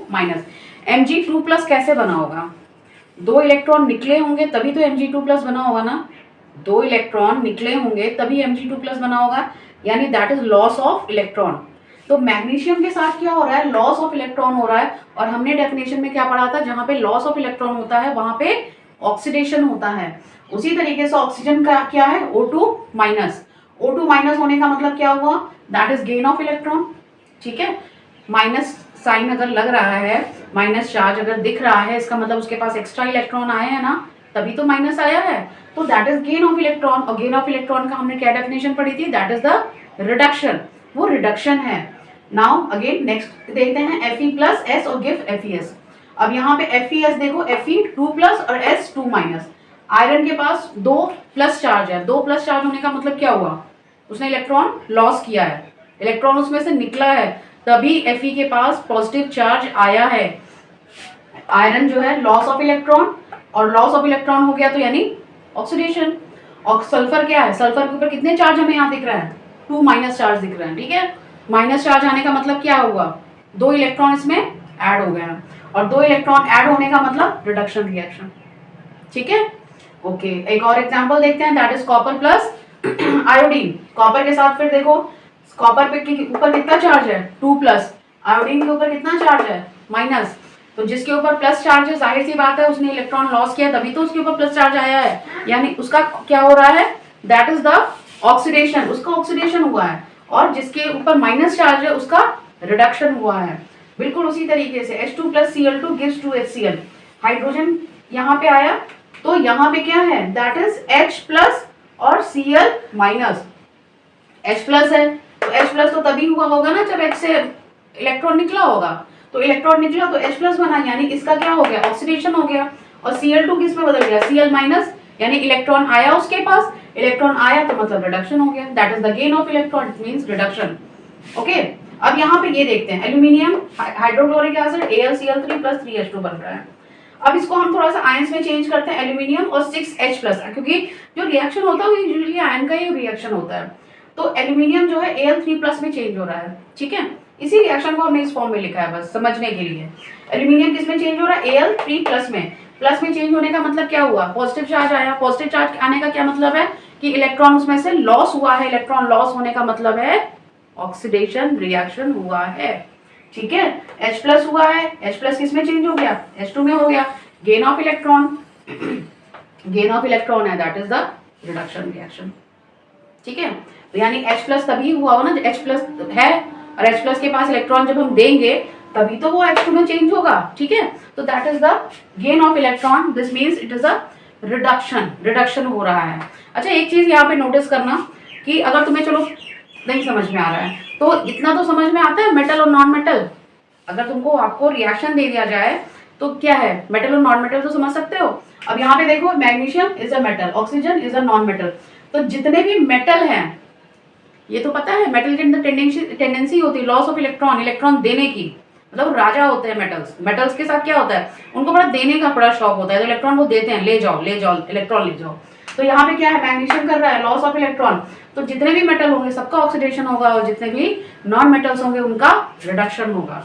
एक ये छोटी सी टिप है कि अगर आपको कुछ नहीं समझ में आ रहा, अगर मेटल नॉन मेटल पहचान पा रहे हो, तो जितने भी मेटल्स होते हैं क्योंकि उनकी टेंडेंसी होती है लॉस ऑफ इलेक्ट्रॉन की, इलेक्ट्रॉन देने की, तो जाहिर सी बात है उनका ऑक्सीडेशन हो रहा है। और जिनकी अंदर टेंडेंसी होती है लेने की, नॉन मेटल्स बड़े विलेन टाइप के लोग होते हैं, नॉन मेटल्स का मन करता है इधर से भी इलेक्ट्रॉन ले लो, उधर से भी इलेक्ट्रॉन ले लो, तो जब इलेक्ट्रॉन ऐसे ऐसे करके लेते हैं ना, तो उनके अंदर लेने की टेंडेंसी होती है, यानी गेन ऑफ इलेक्ट्रॉन की टेंडेंसी होती है। और जब जितने भी नॉन मेटल्स होते हैं वो सारे के सारे क्या होंगे, रिडक्शन। ठीक है, तो एक तरह से ये भी समझ सकते हैं कि जितने मेटल से कोई रिएक्शन चल रहा है, आपको कोई रिएक्शन दिया कि आप उसमें से बस इतना पहचान लीजिए कि उसमें मेटल है कि नॉन मेटल, मेटल कौन सा है, नॉन मेटल कौन सा है। मेटल्स हैं पॉजिटिव आयन बनाएंगे ही बनाएंगे, यानी कि उसका ऑक्सीडेशन हो रहा है, और अगर नॉन मेटल होगा तो उसका क्या होगा, रिडक्शन होगा। ठीक है, तो चलिए एग्जाम्पल नोट डाउन करिए, और इसमें कोई भी प्रॉब्लम होगी तो फिर आगे हम डिस्कस करेंगे। हेलो बच्चों, चलिए आज हम लोग स्टार्ट करते हैं, that is the effect of oxidation reaction in everyday life. हमारी डे टू डे लाइफ में किस प्रकार से ऑक्सीडेशन जो रिएक्शन है वो किस प्रकार से हम लोग इम्प्लीमेंट होता है, या कहाँ कहाँ पे उसको हमें देखने को मिलता है, ये आज हम लोग पढ़ेंगे। वैसे तो बहुत सारी जगहों पे देखने को मिलता है, लेकिन हम लोग जो मोस्ट इंपॉर्टेंटली जो आपके सिलेबस में है that is the corrosion and rancidity. तो सबसे पहले हम लोग पढ़ेंगे that is the corrosion. Corrosion that is this one, और इसको आम भाषा में हम लोग क्या बोलते हैं, इसको जंग लगना, जैसे हम लोग कहते हैं कि रस्टिंग, जंग लग जाती है ना, तो उसको कहते हैं that we call it the corrosion. Now the process of slowly eating up of the metals, metals का धीरे धीरे खत्म होना due to the attack of atmospheric gases, atmospheric gases उस पर अटैक कर रही हैं, और कौन कौन सी, ऑक्सीजन है, कार्बन डाइऑक्साइड है, हाइड्रोजन सल्फाइड है, वाटर वेपर है, ये सारी गैसेज उस पर अटैक कर दी हैं on the surface of the metal, so as to convert into the metal oxide या सल्फाइड या फिर कार्बोनेट, इसमें उसको कन्वर्ट कर देना मेटल को, तो that we call it the corrosion, इसको कहते हैं कोरोजन। कोरोजन मतलब अगर कोई भी एटमॉस्फेरिक गैस, जैसे जैसे आपका ऑक्सीजन है, कार्बन डाइऑक्साइड है, हाइड्रोजन सल्फाइड है, वाटर वेपर है, इनमें से कोई भी जो है वो गैस के मेटल के ऊपर अटैक करती है, उसको कन्वर्ट कर देती है इनटू देयर ऑक्साइड, सल्फाइड या कार्बोनेट में, तो इसको हम लोग क्या कहते हैं, that we call it the corrosion. ठीक है, अब हम लोग पढ़ते हैं that is the corrosion of iron. सबसे most common one iron. Iron में कोरोजन किस प्रकार से होता है अगर कोरोजन आयरन में हो तो that we call it the rust, rusting उसको कहते हैं, रस्टिंग हो रही है, जंग लग रही है, रेडिश ब्राउन कलर का, अगर आपने देखा होगा तो रेड कलर का, सॉरी आपका जो लोहे का कोई भी चीज़ अगर आपने बाहर रख दी है, स्पेशली इन रेनी सीजन, उस समय एटमॉस्फेयर में मॉइस्चर भी बहुत ज़्यादा होता है, तो जैसे ही आप उसको कुछ समय के लिए रख दोगे तो उसके ऊपर आपको रस्टिंग देखने को मिलेगी, रेडिश ब्राउन कलर की आप टच करोगे हो जाएगा। तो यहाँ पे होता क्या है, that is this is iron, okay, और ये ऑक्सीजन और यहाँ पे एक्स मॉलिक्यूल्स ऑफ वाटर, ये तो हमें एयर से मिल रहा है, that is the hydrated ferric oxide. Hydrated ferric oxide है जिसको हम लोग रस्ट कहते हैं, that is quite reddish in colour. Okay, तो अभी आगे और हम लोग पढ़ेंगे। चलिए अब हम लोग पढ़ते हैं that is the corrosion of copper. अभी हमने आयरन का पढ़ा था, आयरन में Fe2O3.XH2O, x molecules of water उसके साथ अटैच्ड होते हैं, that we call it the rust. Exactly same इसी तरीके से कॉपर में भी रस्टिंग होती है, कॉपर में भी कोरोजन होता है। ये एटमॉस्फेरिक गैसेस है, carbon dioxide, oxygen, water vapour, ठीक है। और यहाँ पे क्या बनता है, that is a copper carbonate, that is CuCO3 and copper hydroxide. ये क्या होता है, that is green in colour. जो कॉपर का जो कोरोजन का कलर होता है ग्रीन कलर का होता है, और आयरन का कैसा था, that is reddish brown in colour. Copper का होता है that is green in colour, okay. अब इसके बाद आता है that is the corrosion of silver. हम लोग सिल्वर के ऑर्नामेंट्स पहनते हैं, कुछ देर बाद समझ के बाद क्या होता है, that become blackish in colour, blackish colour का हो जाता है, ठीक है। तो यहाँ पे सिल्वर है, उस पर हाइड्रोजन सल्फाइड जो गैस होती है वो अटैक करती है और क्या बना देती है, that is Ag2S plus hydrogen gas. और ये जो है, ये this we call it the corrosion, और ये ब्लैक कलर का होता है। ये Ag2S का फॉर्मेशन जो होता है, सिल्वर के ऊपर एक लेयर आ जाती है Ag2S की, और इस तरह से कोरोजन होगा। और ये है सिल्वर का, तो सिल्वर का जो होता है वो ब्लैक इन कलर होता है, कॉपर का ग्रीन इन कलर होता है, और आयरन का किस कलर का होता है, that is reddish brown in colour. तो ये आपको फॉर्मूले याद होने चाहिए, ठीक है। जो कोरोजन होने के बाद जो फॉर्म हो रहा है CuCO3.CuOH ट्वाइस, और उसी तरह से Ag2S, उसमें Fe2O3.XH2O, तो ये तीनों आपको फॉर्मूले लर्न होने चाहिए, ठीक है। अब हम लोग पढ़ेंगे मैथड्स टू प्रिवेंट रस्टिंग। अगर रस्टिंग हो गई है, मतलब रस्टिंग से बचने के लिए, क्योंकि रस्टिंग तो होनी ही है, क्योंकि एयर में मॉइस्चर है, ऑक्सीजन है, कार्बन डाइऑक्साइड है, तो जाहिर सी बात है मेटल है और वो रिएक्ट करेगा ही करेगा और रस्टिंग होगी ही होगी। तो इसलिए जो है यहाँ पे हम लोग, हमारे पास कुछ ऐसे मेथड्स हैं जिससे हम लोग रस्टिंग को प्रिवेंट कर सकते हैं, रोक सकते हैं कि रस्टिंग ना हो। सबसे पहला मेथड है बाय पेंटिंग। हम लोग पेंट कर सकते हैं, कोई भी मेटल है जिस पे हम चाहते हैं कि उस पर रस्टिंग ना हो, तो हम लोग उसको पेंट करते हैं। जैसे हम लोग के लोहे के गेट होते हैं, तो लोहे के गेट को रस्टिंग से बचाने के लिए क्या किया जाता है, उसको पेंट कर दिया जाता है, ठीक है। तो इस तरीके से क्या होता है कि हम लोग रस्टिंग से उसको प्रोटेक्ट करते हैं, और एयर कॉन्टैक्ट अगर ब्रेक हो गया, नहीं हो पाया एयर कॉन्टैक्ट मेटल के साथ, उसमें एक बैरियर आ गया ना, तो इस वजह से क्या होता है, रस्टिंग पॉसिबल नहीं हो पाती है। दूसरा है by greasing and oiling. Grease कर दिया जाए, कोई ऑयली एक लेयर ग्रीस की या ऑयल की लेयर उस पर लगा दी जाए मेटल के ऊपर, तो जो एयर का कांटेक्ट है उस मेटल के साथ तो नहीं होगा, तो जब मेटल के कांटेक्ट में नहीं आएगी एयर, तो जाहिर सी बात है यहाँ पे रस्टिंग नहीं होगा। Now the next one that is by galvanisation. Galvanisation में क्या किया जाता है, यहाँ पे एक जिंक की लेयर चढ़ा दी जाती है, जिंक की एक लेयर चढ़ाई जाती है उस मेटल के ऊपर, that we call it the galvanisation. बाल्टियां वगैरह देखी होंगी, लोहे की बाल्टी होती है, उस पर एक जिंक की लेयर चढ़ी हुई है, क्योंकि बाल्टी का काम क्या है, बाल्टी पानी निकालने के लिए पर्पज से यूज़ किया जा रहा है, तो जाहिर सी बात है उसमें तो रस्टिंग सबसे पहले हो जाएगी। तो उससे प्रोटेक्ट करने के लिए क्या करते हैं, उसके ऊपर एक जिंक की लेयर चढ़ा देते हैं, जो कि जिंक की लेयर उसके ऊपर रहती है तो वो उसको फर्दर रस्टिंग से रोक देती है, ठीक है। तो ये हमारे पास 3 तरीके हैं जिससे हम लोग रस्टिंग को प्रिवेंट कर सकते हैं, रोक सकते हैं। अब सवाल एक उठता है कि एल्यूमिनियम जो है that is a highly reactive metal, but still उसमें रस्टिंग नहीं होती है, क्यों नहीं होती है। Aluminium that is a highly reactive metal, but still उसमें रस्टिंग नहीं होती है। क्यों नहीं हो रही है उसको हम लोग जानेंगे। सबसे पहली बात है कि जैसे ही उसकी लेयर जो है वो एक्सपोज होती है, सपोज ये हमारे पास एल्यूमिनियम का एक कोई मेटल का पीस है और इसके ऊपर किसी भी प्रकार के जो एयर है, एयर में कांटेक्ट में आने के बाद इसके ऊपर एक लेयर आ जाती है, that is the aluminium oxide. ठीक है, ऑक्सीजन से रिएक्ट करके इसके ऊपर एक लेयर चढ़ जाती है एल्यूमिनियम ऑक्साइड की, और जब इसके ऊपर एक एल्यूमिनियम की लेयर चढ़ गई एल्यूमिनियम ऑक्साइड की, तो जाहिर सी बात है आपका जो एयर है वो मेटल के कांटेक्ट में नहीं आ पाएगा, और जब मेटल के कांटेक्ट में नहीं आ पा रहा है तो वहां पे रस्टिंग वहीं पे रुक जाती है। ठीक है, कोरोजन वहीं पे रुक जाता है, तो फर्दर डैमेज नहीं हो पाता। मतलब एक तो लेयर चढ़ गई आपकी एल्यूमिनियम ऑक्साइड की, अब उसके बाद फर्दर उसमें किसी भी प्रकार का कोई भी नीचे के जो मेटल है वो प्रोटेक्ट हो जाता है अपनी ही लेयर से, Al2O3 की लेयर से प्रोटेक्ट हो जाता है। ठीक है, तो ये बहुत ही इंपॉर्टेंट क्वेश्चन है कि एल्यूमिनियम जो है हाईली रिएक्टिव है, बट स्टिल उसमें रस्टिंग नहीं होती है, that is highly resistant to corrosion, corrosion से हाईली रेजिस्टेंट होता है। ठीक है, चलिए आप नोट डाउन करिए।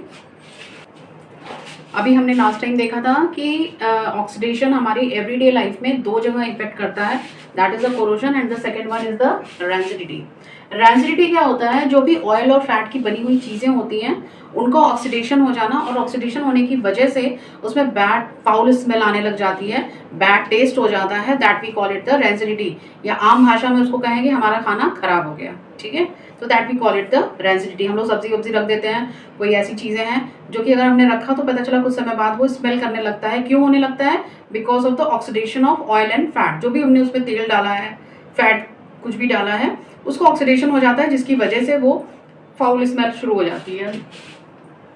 द ऑक्सीडेशन ऑफ ऑयल्स और fats in a food resulting into a bad smell. कोई भी ऑयल और फैट वाली चीजें जिसमें कि बैड स्मेल हो, बैड टेस्ट हो, that we call it the rancidity, उसको हम लोग रैंसिडिटी कहते हैं। Now methods to prevent rancidity. अब रैंसिडिटी होने को हम लोग प्रिवेंट कैसे कर सकते हैं, कैसे रोक सकते हैं कि उस भोजन में रैंसिडिटी ना हो, यानी वो भोजन हमारा खराब ना हो, लंबे समय तक चले। तो इसके लिए हमारे पास एक तरीका है, हम लोग उसमें एंटीऑक्सीडेंट मिला दें, क्योंकि यहाँ पे हो क्या रहा है, ऑक्सीडेशन हो रहा है फूड का ऑक्सीडेशन नहीं, उसमें जो ऑयल और फैट डाला हुआ है उसको ऑक्सीडेशन हो रहा है, तो उसको रोकने के लिए हम लोग एंटीऑक्सीडेंट डाल दें जो ऑयल और फैट के ऑक्सीडेशन को रोक दे। और जैसे ही वो रोकेगा उसको हम लोग क्या कहते हैं, एंटीऑक्सीडेंट। तो वो जो एंटीऑक्सीडेंट जब डाल दिया तो ऑक्सीडेशन जब हुआ ही नहीं, तो फिर जाहिर सी बात है हमारा फूड खराब नहीं होगा, रैंसिडिटी वहीं पे हो गई खत्म बाय एडिशन ऑफ एंटीऑक्सीडेंट। तो हमारे पास एक तरीका ये है कि हम लोग उसमें एंटीऑक्सीडेंट ऐड करके ऑक्सीडेशन को स्टॉप कर दें, हमारा भोजन बच जाएगा। दूसरा है वैक्यूम पैकिंग। वैक्यूम पैकिंग, उसमें से सारी एयर हम लोग निकाल दें। कोई भी फूड स्टफ हो उसमें सारी आप एयर निकाल दो, तो जाहिर सी बात है वो एयर के कांटेक्ट में नहीं आ रहा हमारा भोजन। जब एयर के कांटेक्ट में ही नहीं आएगा तो उसका ऑक्सीडेशन होगा नहीं, और ऑक्सीडेशन होगा नहीं तो हमारा भोजन खराब नहीं होगा। तो एक तरीका ये भी है कि हम लोग उसकी वैक्यूम पैकिंग करते हैं। प्रेजेंटली अभी हमारे मार्केट में बहुत सारी ऐसी चीज़ें मिल रही हैं जो वैक्यूम पैक्ड होती हैं, कि उसमें हवा नहीं होती है। ठीक है, तीसरा है रिप्लेसिंग एयर बाय नाइट्रोजन। तीसरा है जिसमें कि एयर को नाइट्रोजन से रिप्लेस कर दिया जाता है, मतलब उसमें की पूरी एयर निकाल दी जाती है और उसके अंदर नाइट्रोजन गैस ऐड कर दिया जाता है। जैसे हम लोग चिप्स वगैरह खाते हैं ना, तो चिप्स में जो इतना फूला फूला सा हमें दिखता है उसमें क्या रहता है, that is the nitrogen gas उसमें भरी रहती है। कभी भी आप मार्केट जाओ पिचका हुआ रहे वो पैकेट तो न लेना। क्यों? क्योंकि इसका मतलब उसके अंदर से नाइट्रोजन निकल चुकी है। ये जो नाइट्रोजन है वो ऑक्सीडेशन होने नहीं देता है, और ऑक्सीडेशन नहीं होगा तो हमारा भोजन खराब नहीं होगा। तो ये जो है हम लोग ने क्या किया, यहाँ पे एयर पूरी निकाल दी, एयर निकालने के बाद उसमें नाइट्रोजन फिल कर दिया, और नाइट्रोजन फिल कर देने से उसका जो भी फूड स्टफ है उसमें किसी प्रकार का कोई ऑक्सीडेशन नहीं होगा, और ऑक्सीडेशन जब नहीं होगा तो जाहिर सी बात है आपका किसी भी प्रकार से वो भोजन खराब नहीं होगा, रैंसिडिटी वहीं पे स्टॉप हो जाएगी। अगला है refrigeration of the food stuff. Refrigeration हम लोग जो फ्रिज में भोजन रख देते हैं उसमें टेम्परेचर काफ़ी कम होता है, और जब आपका टेम्परेचर काफ़ी कम होता है तो वहाँ पे ऑक्सीडेशन भी स्लो डाउन हो जाता है। ठीक है, तो जब ऑक्सीडेशन स्लो डाउन होगा तो आपका भोजन इतनी जल्दी खराब नहीं होगा। ठीक है, तो हम लोगों के पास एक तरीका ये भी है कि हम लोग रेफ्रिजरेशन कर दें, रेफ्रिजरेट कर दें जो भी हमारा भोजन है, और जिससे कि उसका जो ऑक्सीडेशन प्रोसेस है वो स्लो डाउन हो जाए, और स्लो डाउन होने की वजह से हमारा भोजन जो है वो लंबे समय तक चले। ठीक है, तो this is all about the rancidity, and in this way आपका ये पूरा चैप्टर ये समाप्त होता है, केमिकल रिएक्शन एंड इक्वेशन। और इसमें जितने भी पॉसिबल क्वेश्चंस मैं करा सकती थी वो सारे मैंने कराए हैं। इन केस अगर आपको लगता है कि एनसीईआरटी के क्वेश्चंस भी मुझे करने हैं तो आप प्लीज़ मुझे बताइएगा, कमेंट करिएगा, then I will make a video for NCERT question. जितने भी एनसीईआरटी के क्वेश्चंस है फिर मैं उनको इसमें इंक्लूड करूँगी। वैसे मैंने काफ़ी हद तक मैंने इंक्लूड कर लिया है, डायरेक्टली और इनडायरेक्ट वे में सभी इंक्लूडेड है, बट स्टिल अगर आपको कोई प्रॉब्लम होती है तो you can message me. Okay, thank you.